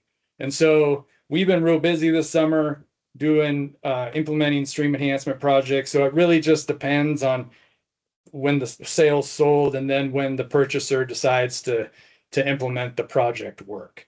So next year at this time, you'll most likely see a few more in-stream projects being reported. Thanks. Don, was there another question a follow-up question on that? No, I think you answered it there. And again, related to, when purchasers choose to complete the projects in a multi-year kind of, opportunity within an AOP. And then, like I said, just really appreciate that work and maybe an opportunity for us to visit a site like that.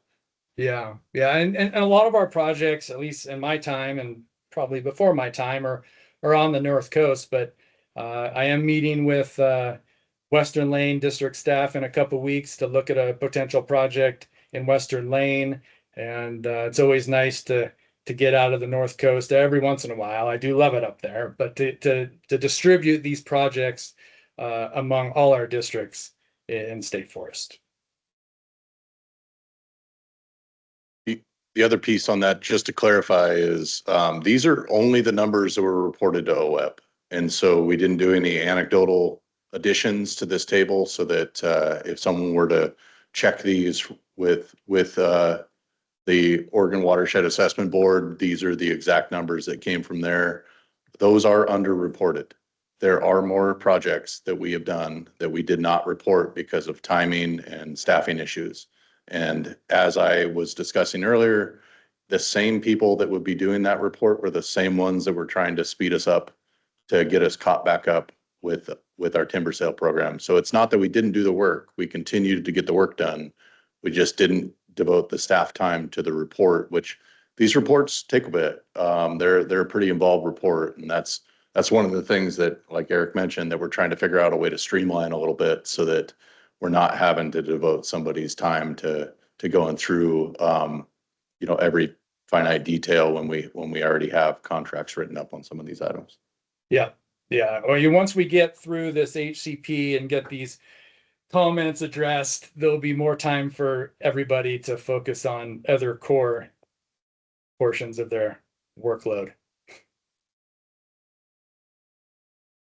I just wanted to comment as someone who's worked in watershed restoration for over 20 years.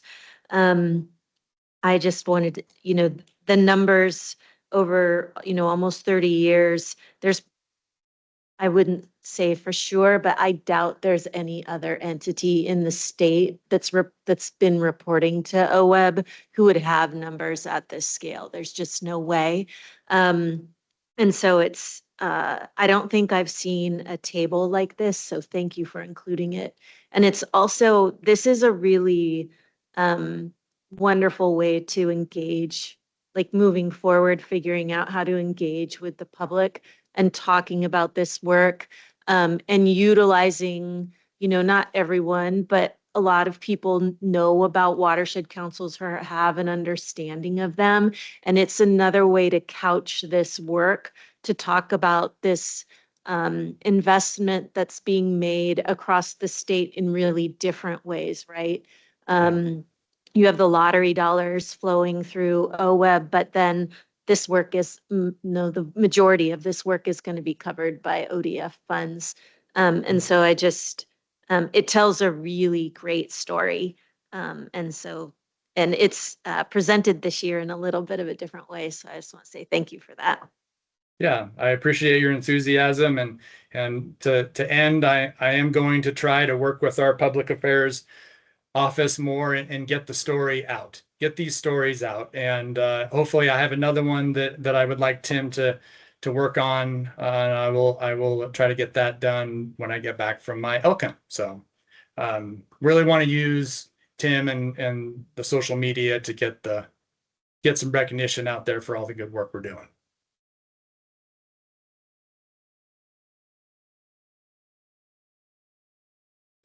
I'll just, yeah, I'm intrigued by the table 7 reporting period and just how that's a 30-year window, and I think there's probably a discussion about how wide that window should be. This is great to me, but $50 million of ODF dollars, notwithstanding the 8,000 logs,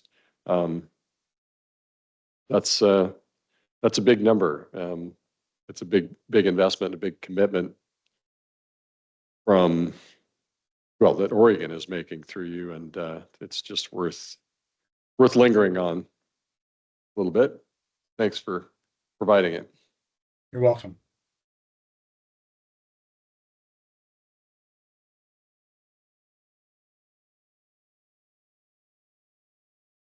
Hello, my name is John Walter. I'm the silviculturalist for State Forest.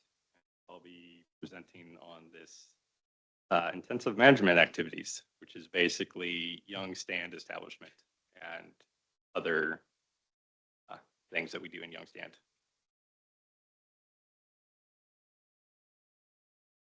I'm not as loud as Derek, so.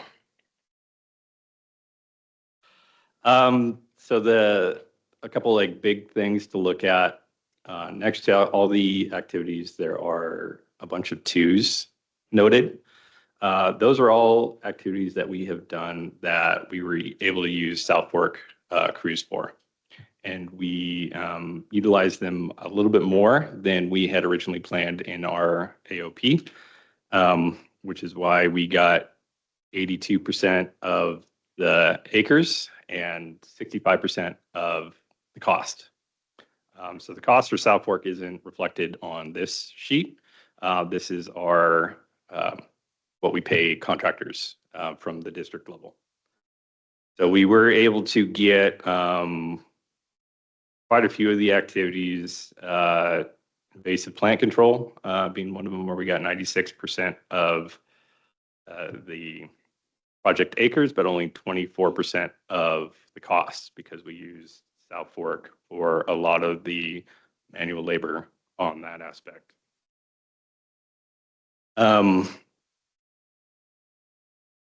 As you look through the AOP numbers and our accomplishments, our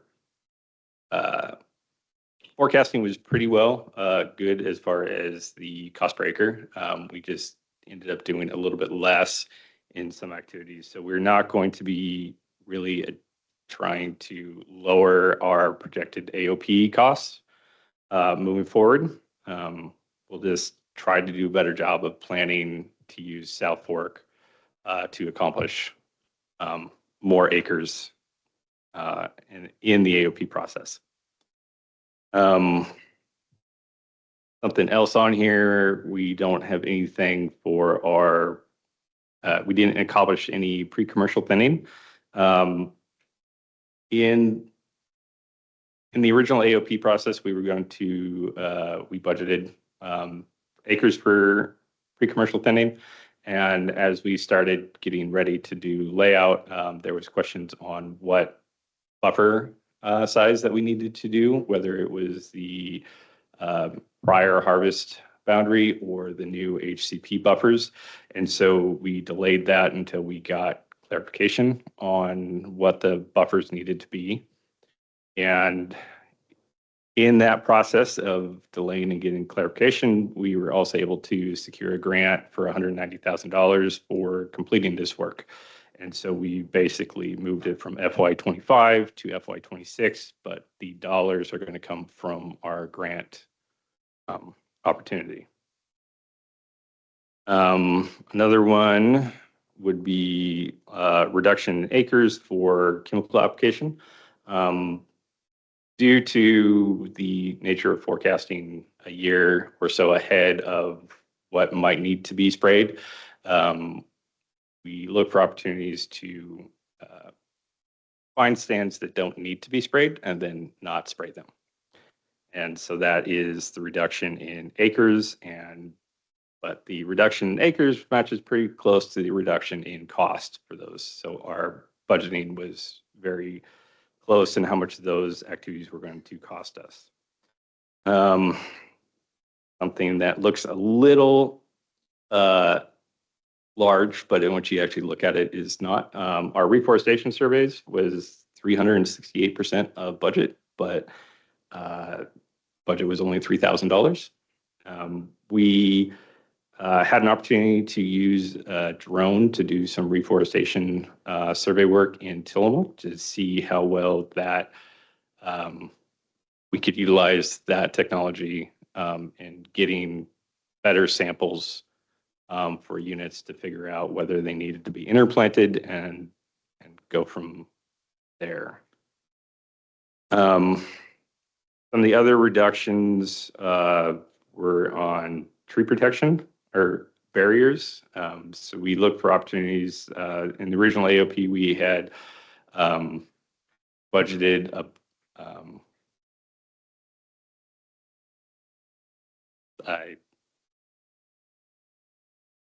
bud caps. I blanked on that.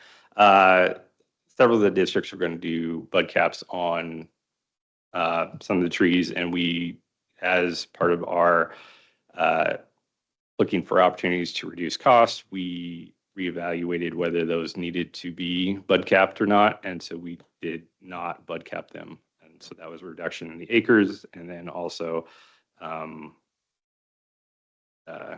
reduction in the cost too. And John, is that under tree protection barriers? Correct. And maybe can you describe what a bud cap is and what its purpose is? It is a little not piece of paper, but kind of, that you staple to the top of the tree around the bud to protect it from deer and elk browse. The tree will outgrow it, usually within the first season, if not the second season. And the discussion with whether or not to use them was how much deer, elk browse is in the area. Are you expecting a lot of damage? And just time and effort to do it. When it outgrows it the first spring, you might still have damage summer. So just the effectiveness of to or not to bud cap. The other thing in that category are tubes, Vexar tubes that are a little bit bigger, sturdier, and protect the whole tree. And we deploy those mainly on our western red cedar trees that we plant. Thanks. Any other questions?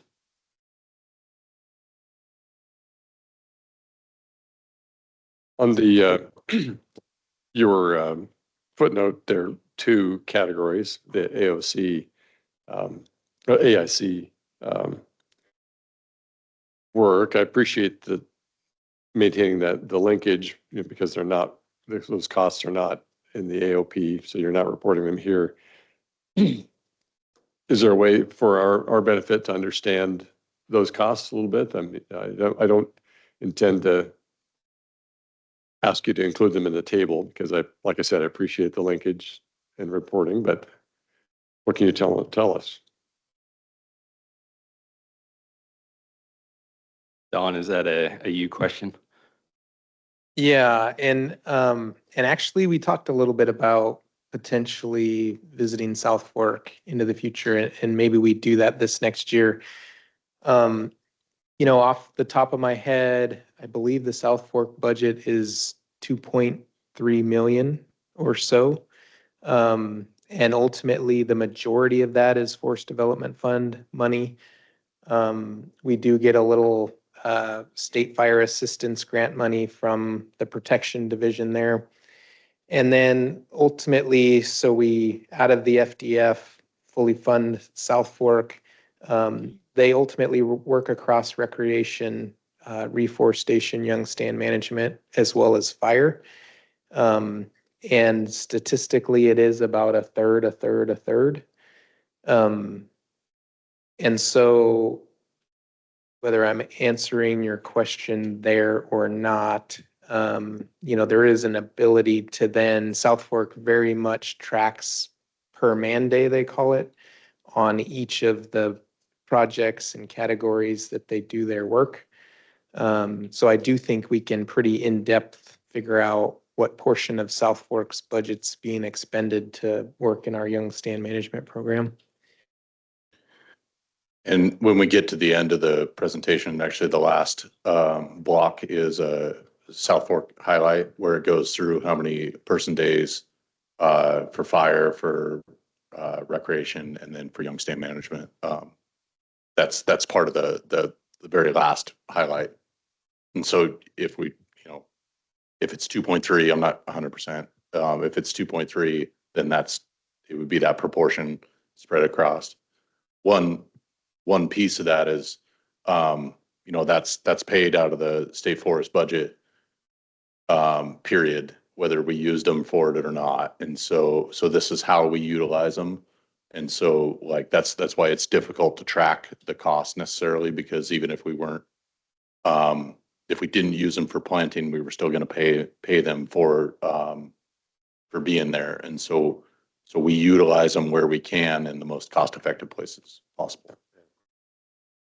Good. That, well, I guess that answered my question. But it does bring up another question for me. If are there decisions around the use of AIC and where you think you want to allocate that time that would be useful for SVAC to advise you on, or to run through discussion?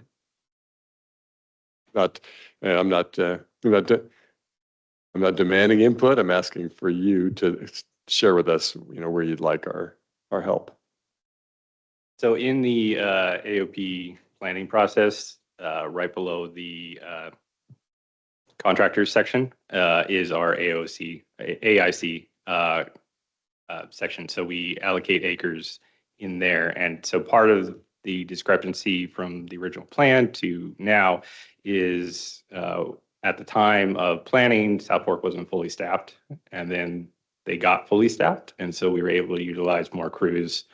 And so in the AOP plan, there is that distinction between how much Young Stand is going to be using AIC crews versus contractor crews. So we do have those numbers for planning purposes. Yeah, and thanks for that, Barrett. And I think that's a great idea and a current relevant topic. And I know our planning unit in the division has done a lot of work in our AOP cycles and is meeting with South Fork to determine how do we allocate South Fork across an AOP.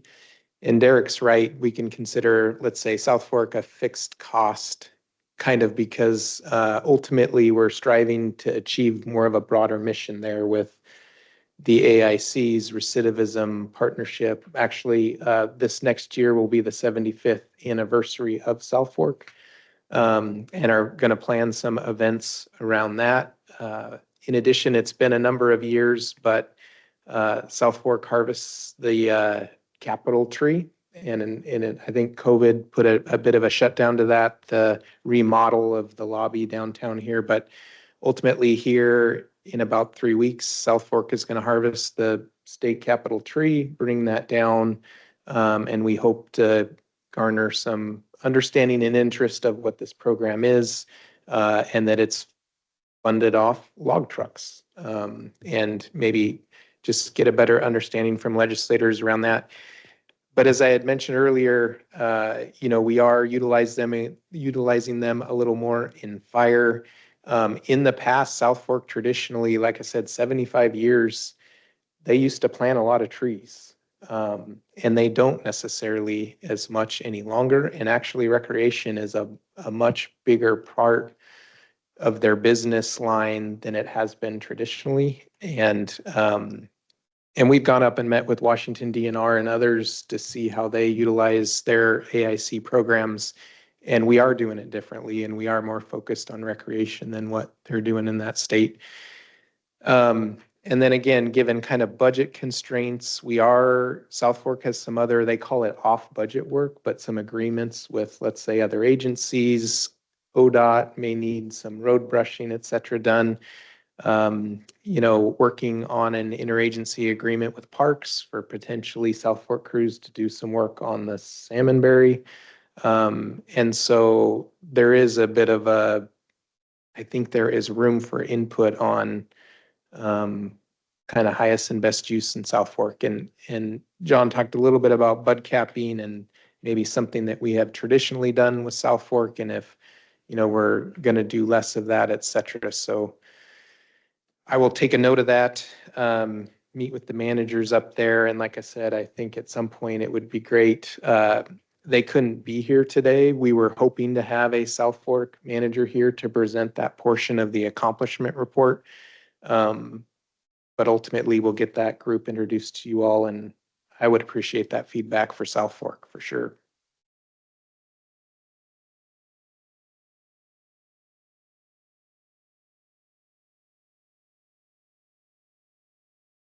All right.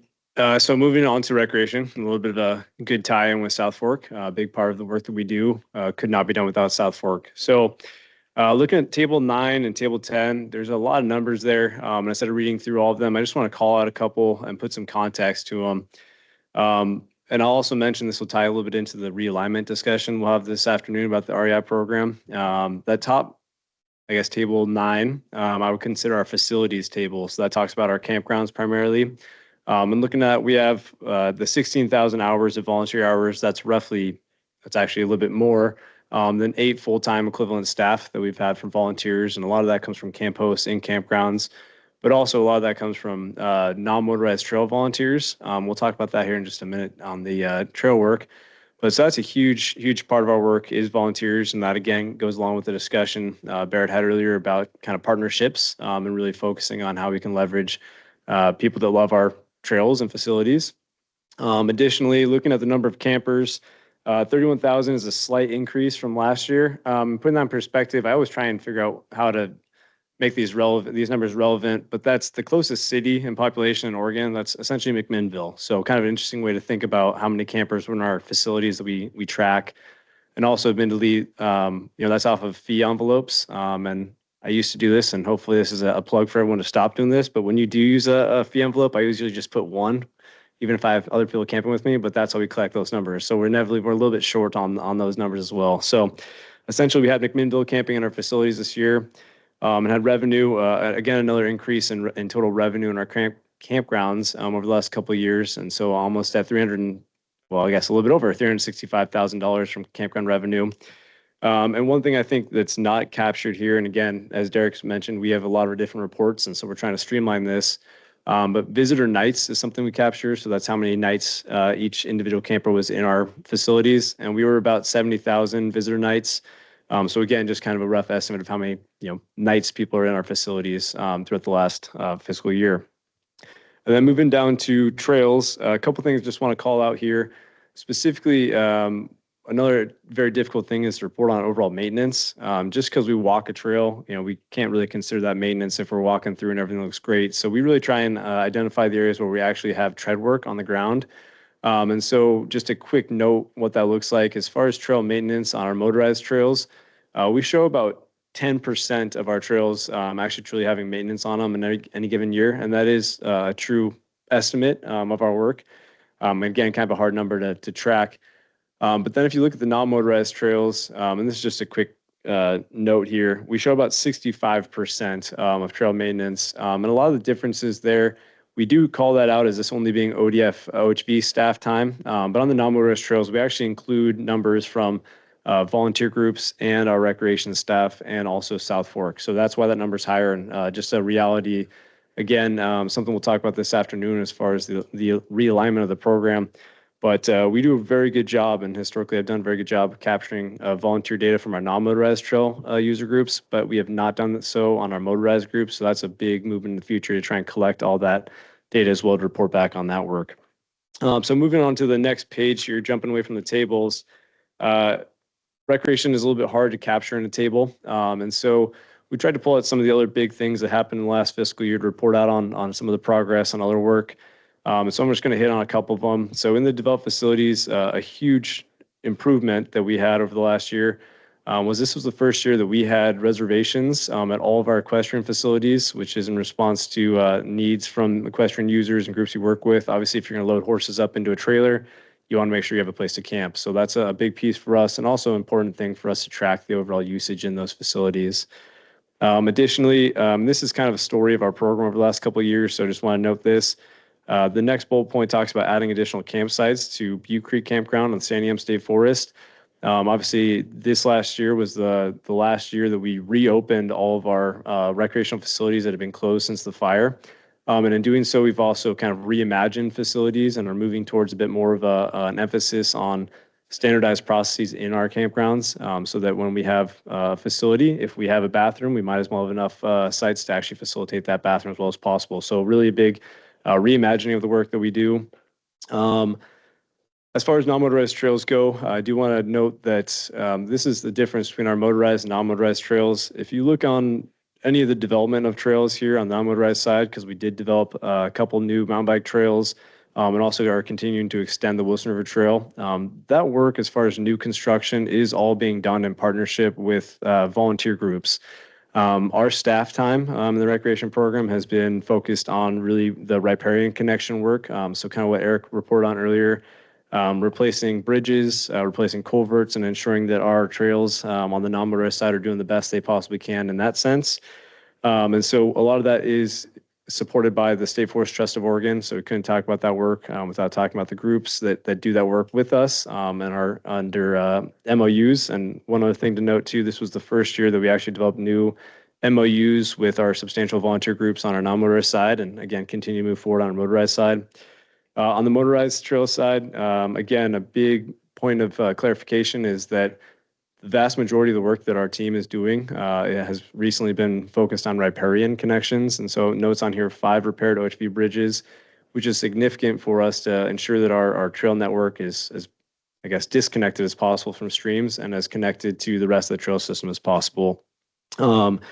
And also one last note too on the trails, Eric did a great job of noting this, is that, you know, historically we have not reported all of these projects, whether they are bridges or culverts or even just trail realignment or vacating. We have not reported that out to OWEB. And all of these projects, Eric, if I'm wrong on this, you can hop in and say, no, that's completely wrong. But all of those projects I just noted would be moving forward, something we would report as far as the work that we're doing, because we spend a lot of time on the recreation side of the REI program working on riparian disconnects, and we'll continue to do so. And so with that, that's kind of the recreation report out. I'll pause before I talk about the education interpretation section, see if anyone has any questions.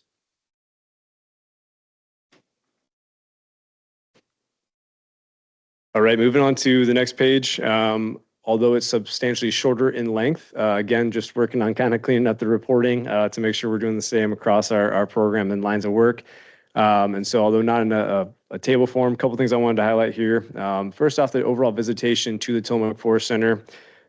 We had our main counter stolen, unfortunately. So we missed 1.5 months of visitation data, which is the estimation there as far as total visitation. Using the estimate for what we did have, we were roughly up to 70,000 visitors throughout the year. And again, putting that into perspective, that's essentially everyone in Klamath County coming to the Tillamook Forest Center and spending time there. A couple of other interesting notes was the 112% increase of gift shop sales. We've really focused on revenue increasing work at the TFC, so that was a big focus over the last year. And then again, the education interpretation program participants. So we only count folks that are actually in, and a lot of this comes from students, actually, I should say, that are engaged in education programming or interpretive programming specifically.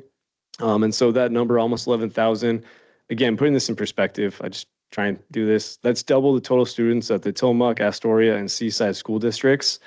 So kind of a very interesting note there too, as far as how many students are coming through, and adults as well, I guess, that are visiting, and they're taking part in the education or interpretation programs of the center.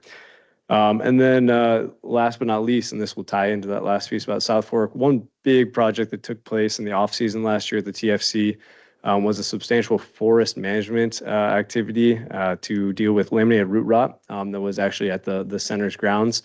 And so one thing that I think is really interesting to point out here is that, 60 hazard trees were removed. That was done with South Fork, and then provided an opportunity for future forest signage and campfire wood in our campgrounds, but then also provides an opportunity that we use on Labor Day to actually talk about laminated root rot and tell stories of the baseline forest management that still even happens at the center. So with that, I'll close for the REI section of accomplishments and see if anyone has any questions.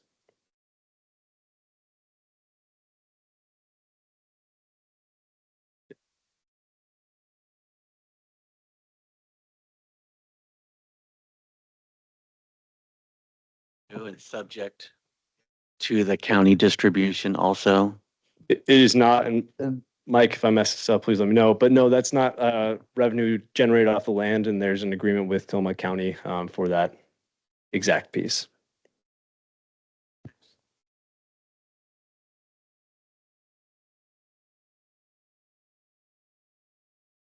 Yeah, Joe, I just wanted to linger just for a second. You touched on this a little bit on the MOUs and the volunteer reporting. I'm just digging in a little bit deeper.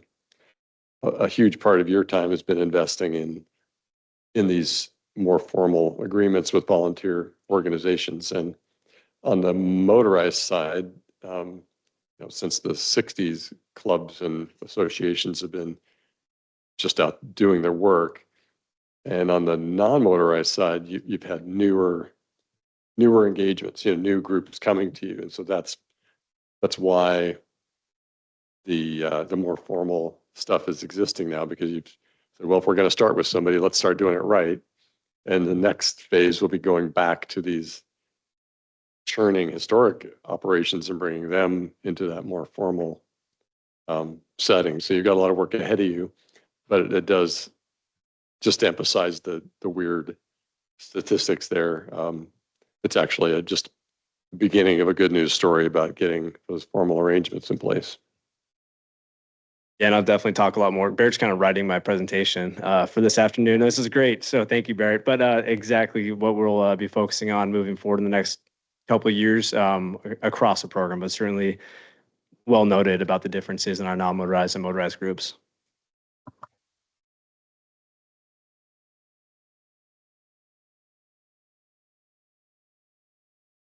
All right. As we've said, nobody from South Fork could be here, so I get the pleasure of reporting out on their accomplishments for 25. And I consider it an honor. I've worked with South Fork for a long time, or with South Fork for a long time in my career here with ODF, and I've seen them work across all aspects of the agency, state forest, recreation now, and fire as well.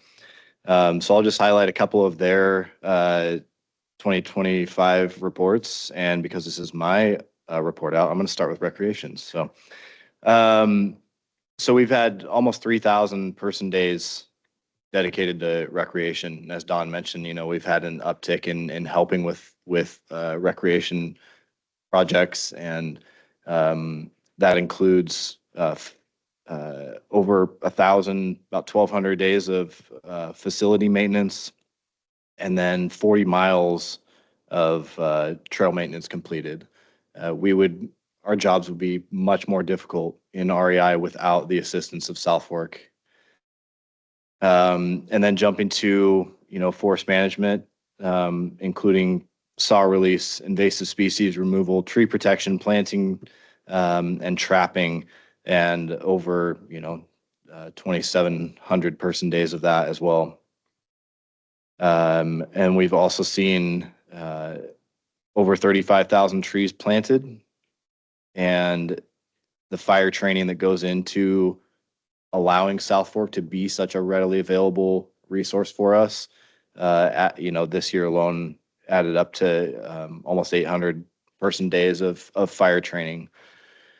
So really an invaluable resource that we have, and from Aaron Abel, the camp manager, who could not be here. He just wanted to express a little blurb that South Fork's an immediate resource to address all needs of state forests across multiple counties, and is also a readily available fire resource.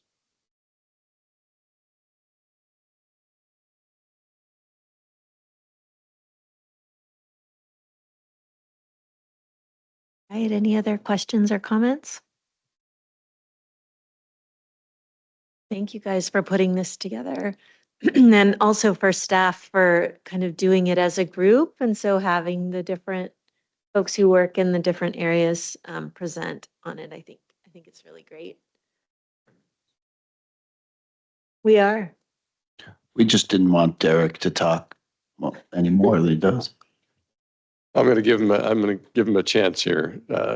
So get your lungs.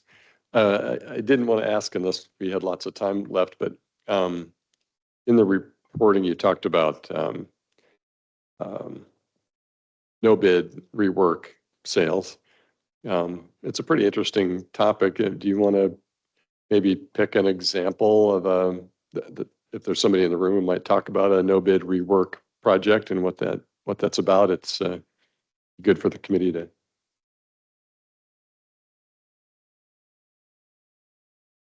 You hear?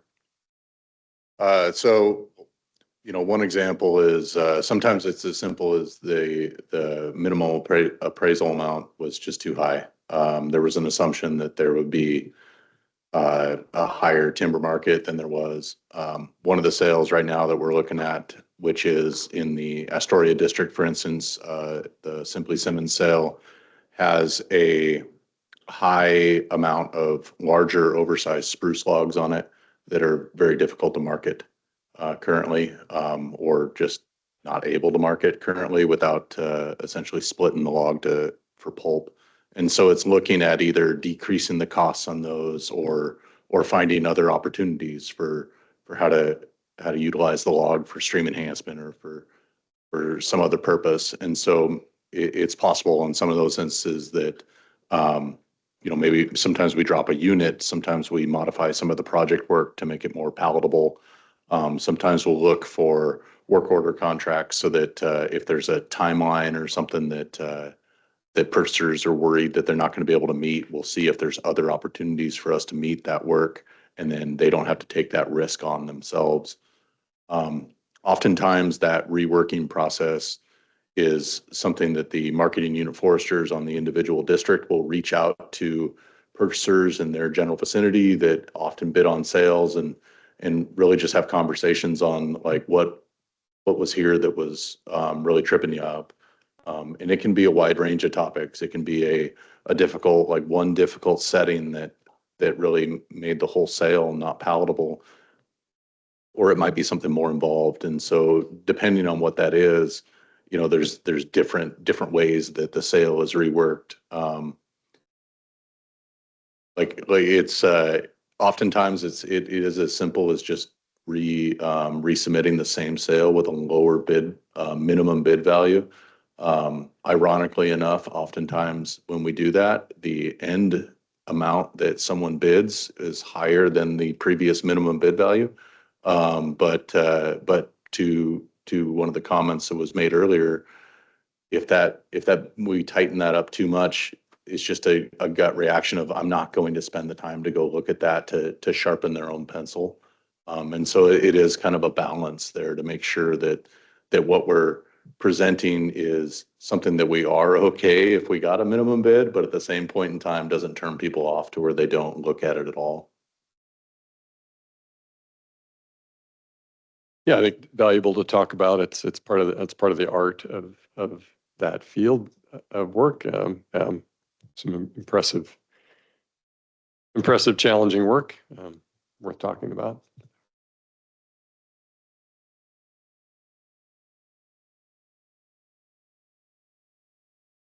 So unless there's any other questions, we're a little bit early in the agenda. Don, do we want to move into the FMP HCP updates before lunch? What would be best?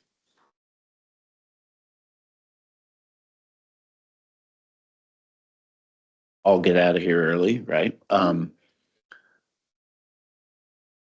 We could jump into it now. Are people going to be interested? When will there be greater interest? Well, Emily, our lunch is here? Okay, well, why don't we do lunch now and take a break and eat, and then we'll come back and just proceed with the agenda after that. Yep. Okay, Great. sounds good. Then, let's see. It's 11:40, so we'll get started. Let's get started at 12:15.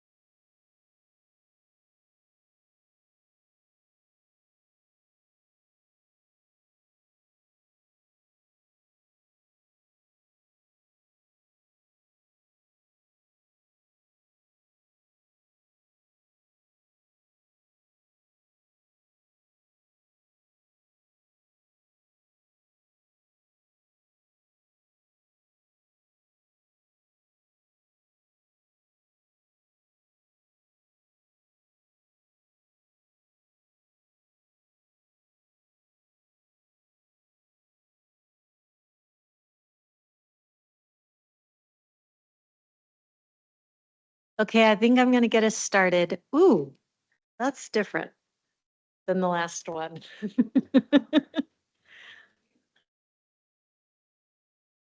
Nick, are you ready? Yeah, I guess so. Do we have everybody? This one's quieter. This one's better for me. Okay, so we're going to spend a little time and talk about where we're headed with the forest management plan, and then just briefly update you guys on the habitat conservation plan. Couple of board meetings of relevance coming up, and Tyson and I will talk about the November meeting in some detail. But a lot of this is working towards June, and so there are at least there's three members on the current board. So we've been working with the current board like for, several years now, developed some strong relationships and some trust there, and they have a good understanding of where we're trying to go. Three of them their appointments end in September of next year. And so we had sort of a realization that we need to get this forest management plan in front of this board. And so we set a date of June of 26 to bring a final FMP to the forest management plan to the board. And then we started working backwards, and we're like, oh crap, we got to start working right now. But we had committed to some other things as well. So we committed to a 90-day public comment period, an extended 90-day public comment period, and to a 45-day tribal review period in front of that public comment period. So when we started sort of, working back from June, that put us all the way into September this past September that we had to start making some moves towards getting the FMP finalized and starting the rulemaking process. So we initiated a 45-day comment period for the tribes in preceding the beginning of the formal rulemaking and the public comment periods. That began September 15th, the tribal review period. And it'll run basically through the public comment period, even though we give them 45 days in front of the public period, but they can comment throughout that public comment period as well, which takes them through the 31st of next January. We also met with the tribes earlier this week, just incidentally, along those lines. We met with them earlier this week, or we invited them to a presentation that we gave, which was really similar to the one that we gave the board in 2023, but basically sort of already connected with the tribes and are in that process with them. We initiated formal rulemaking, filed the paperwork, I want to say last week, and it should go into the register on November 1st, so late next week. That begins the public comment period, and so that will run 90 days, like I said, through January 31st. And along with that open period, we are going to have 3 in-person hearings. The first will be in Forest Grove on January 15th, then Tillamook on January 20th, and Eugene on January 22nd.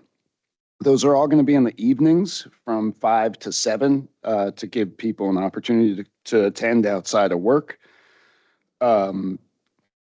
We heard from some folks in Astoria that were a little disappointed that we weren't holding one there, but the rationale there was that Tillamook was more central to coastal residents, and it would be a long way to go for folks coming from, Newport or Point South.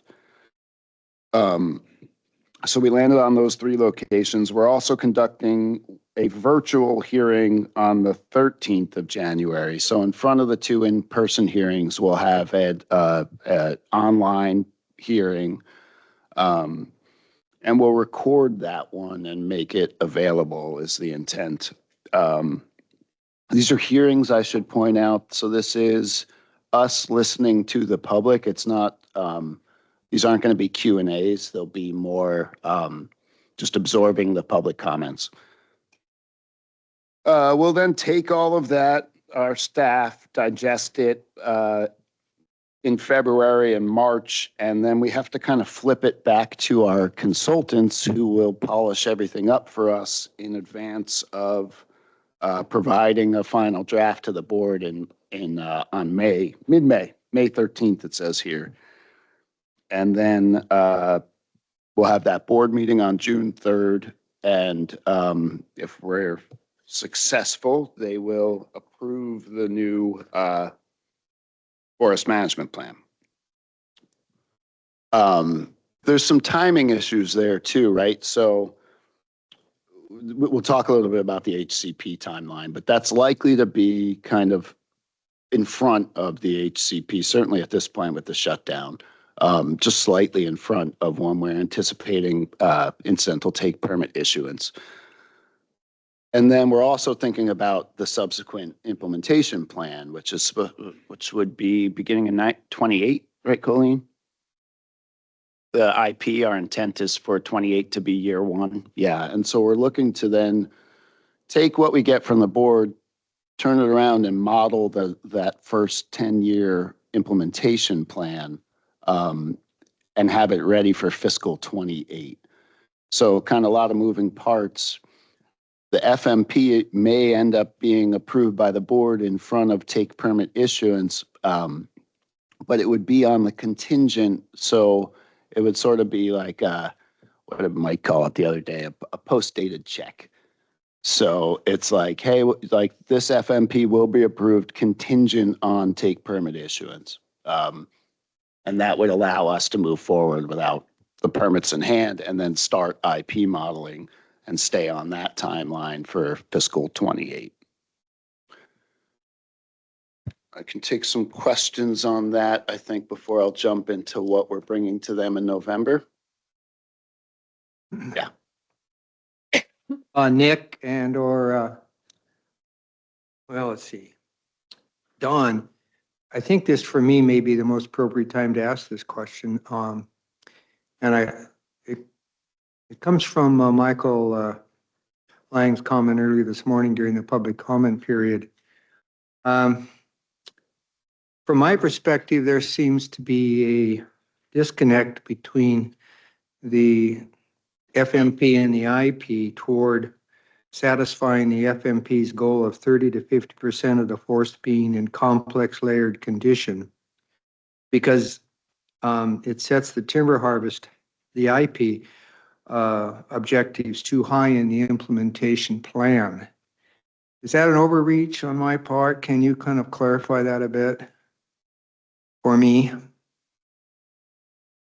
Sorry. I'm not sure overreach is the right word. I'm just not sure it's the right framework anymore. This new FMP that we're hoping to get approval on replaces the old FMP entirely. And so, and including structure-based management and the commitments therein. And so we'll talk about what we're bringing in November to the board and the associated performance measures. But we're proposing a new suite of performance measures tied to this new FMP. And including metrics around, old forests, wildlife habitat, et cetera, which we'll talk about in a little bit. And so this would be an important conversation if we were continuing under the old FMP. How are you guys demonstrating that you're meeting your targets that you said you were to the legislature and to under the plan itself? But that conversation is changing. And so it's a challenge. We also were operating for a couple years now under both plans. So we made a commitment to honor the HCP's commitments in 22, was that? So starting in 22, we started saying all of the conservation commitments under the HCP now apply, and we're still operating under our current forest management plan. That essentially created two separate landscape designs with designated conservation areas. It's not quite a doubling of encumbrance, but it was, additive constraints, right? So what we did last year, after 2 or 3 years of implementation, was we shifted the whole landscape design of the current FMP, the structure-based management, the old forest structure and layered structure into the habitat conservation areas. So we aligned the conservation commitments of the two plans as best as we could. So if you look at the current landscape design of the current forest management plan, there is that 30% commitment. It's all in the HCAs. Whether a given district has met the commitment yet is another question, and generally the answer is no, which I think is one of the at the heart of some of Michael's concerns is you're not there yet, right? Couple things there.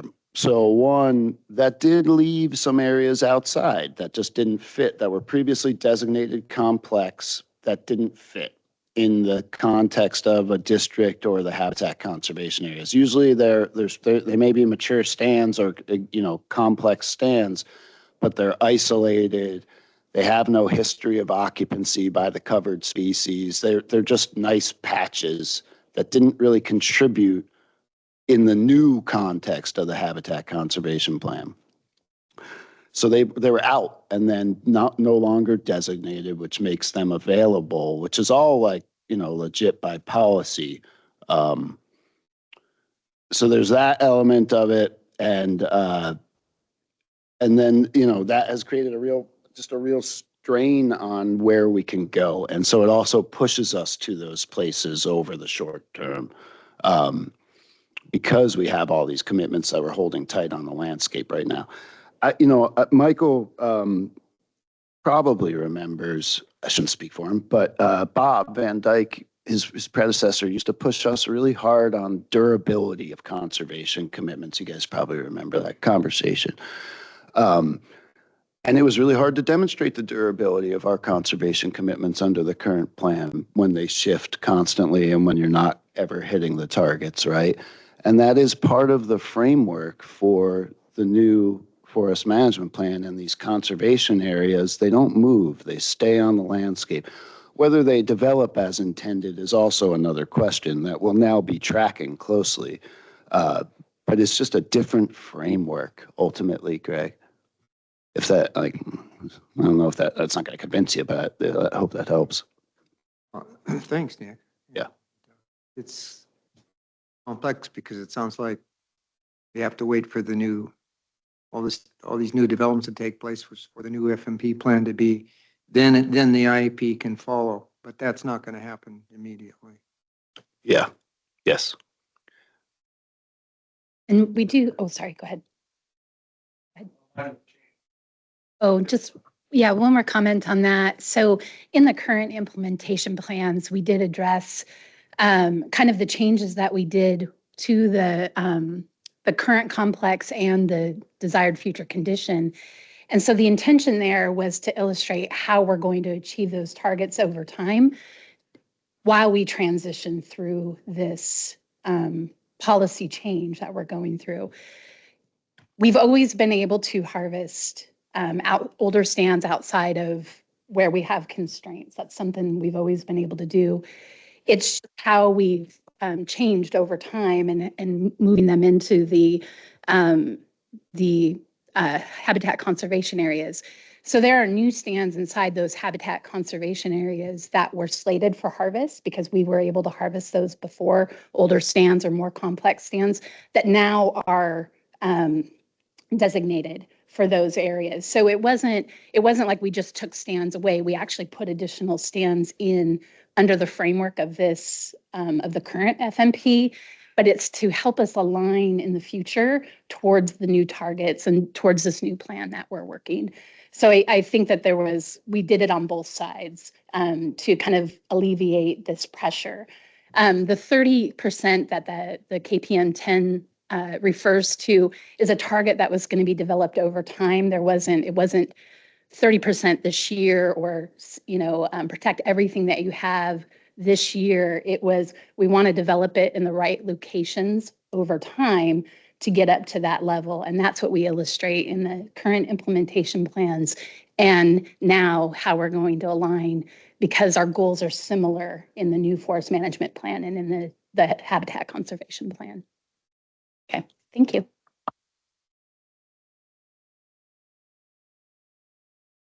As you're navigating these policy changes and we look at, the holding vacancies and surveying and all of the other things that I not envy you one bit. How far behind are we on surveying? I mean, are we staying on track? Yeah. Oh, cool.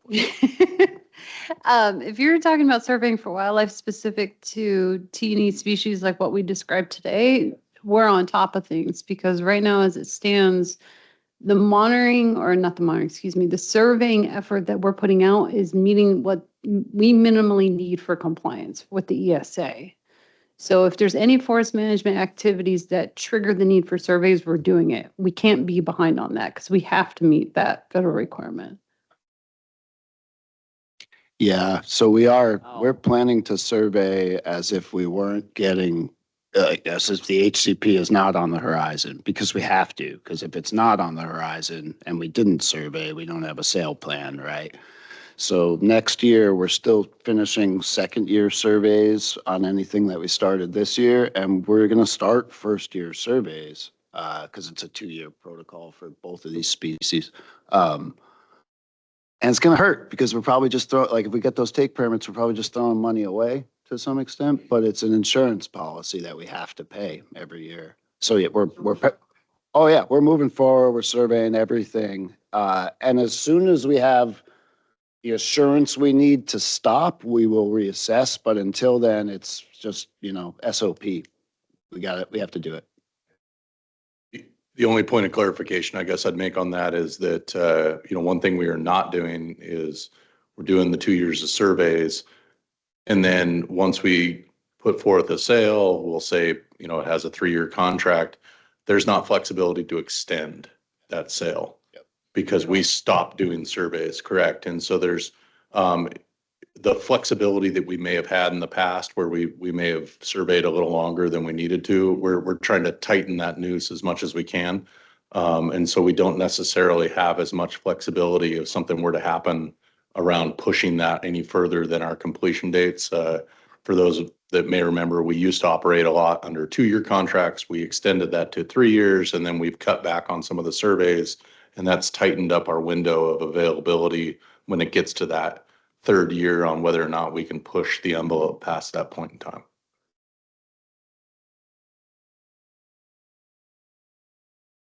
I have a question.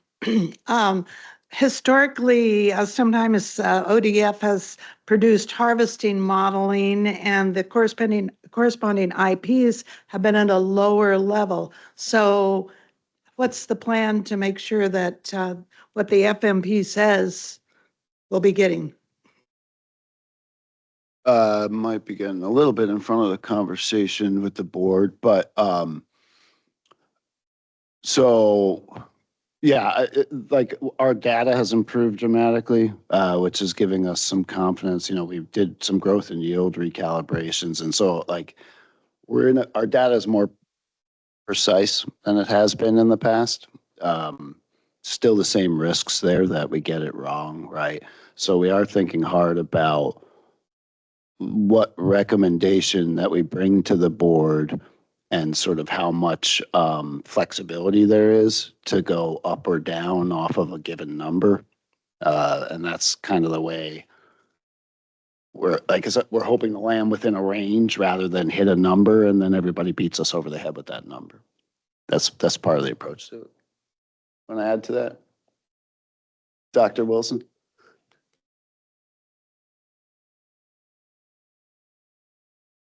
Good morning, or afternoon now, everybody. Mike Wilson, State Forest Division Chief. Yeah, no, you got it right there. And I think really, we look back historically at when our numbers have been most wrong versus kind of where we've been over the last IP cycle, and then these current shorter term revised IPs or new IPs. And yeah, the data have gotten much better. The modeling methods have gotten much better. Back when we originally modeled the 2001 plan, we didn't have logical harvest unit boundaries even. We were just going off of stand polygons in an inventory that was not really sufficient to do what we were asking of it, and so, there were some things, and that's where you saw the biggest difference between the IPs that came out. And of course, those IPs were not modeled, they were expertly derived, which is great. But it did put us in the starting in 2003, I'm going to say, to 2006, I may have my date slightly wrong, into the harvest and habitat modeling period, where we did a lot more detailed work. We got logical harvest units based, I guess the districts might argue with how logical they were, but we've continued to improve them over time. And we started to get much more refined estimates. So I feel very confident that we are going to be in the right range of numbers that we bring to the board from here on out, just because our modeling has gotten that much better. I think the biggest factors that probably affect long-term projections, and so I wouldn't say it's over the next 10 years with the implementation plan that we'll be developing. But I think over the very long term, our biggest threats are climate change, growth rates, and all of that. And we will be, as Tyson will touch on this in a little bit, we are going to be bringing some metrics around the adaptive capacity of forests, which really hinge on growth, so that we can also be monitoring that and trying to respond to those as well. Those are a little bit more difficult to respond at a policy level. A lot of it is best management practices and other things that go into the actual on the ground work and how we do our harvesting, how we reforest, all of the young stand management pieces, all of that kind of stuff. So anyway, we're trying to build all the components in there so that we can build a fuller picture of we're hitting the targets, and if something is wrong with one of them, why, and how we can address those things. Thank you.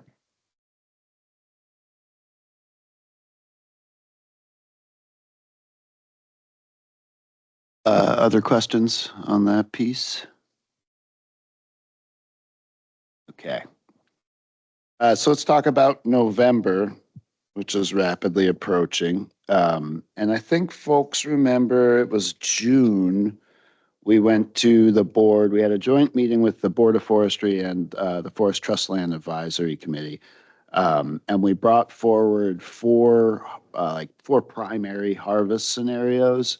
And that kind of reflected previous discussions with them. And so there was the sort of traditional even flow, but trying to go higher than 185, which was the number that we had previously modeled. That was sort of the county proposal. We had proposed something that looked not too different, but was more sort of trying to maximize volume and relaxing the even flow constraint. There was another proposal to maximize net present value. And so this was sort of the most aggressive, like how aggressive could you get? And then there was a long rotation scenario, which was what happens if you try and shift to, say, 120-year rotation age. How long does it take you to get there? How hard is it? What are the implications? So we brought that to them, both groups, and they had a group discussion, really good meeting. It's recorded. Some folks were present. And then we heard, like, sort of received the feedback that we heard from them and went back and tried to model something that looks like that. I'd say one of the things we heard, so we've always defined sustainable and predictable under greatest permanent value as even flow. And we've chosen to define it that way, because it helps for planning for both the counties and for the division. You can see that doing so leaves some volume out there.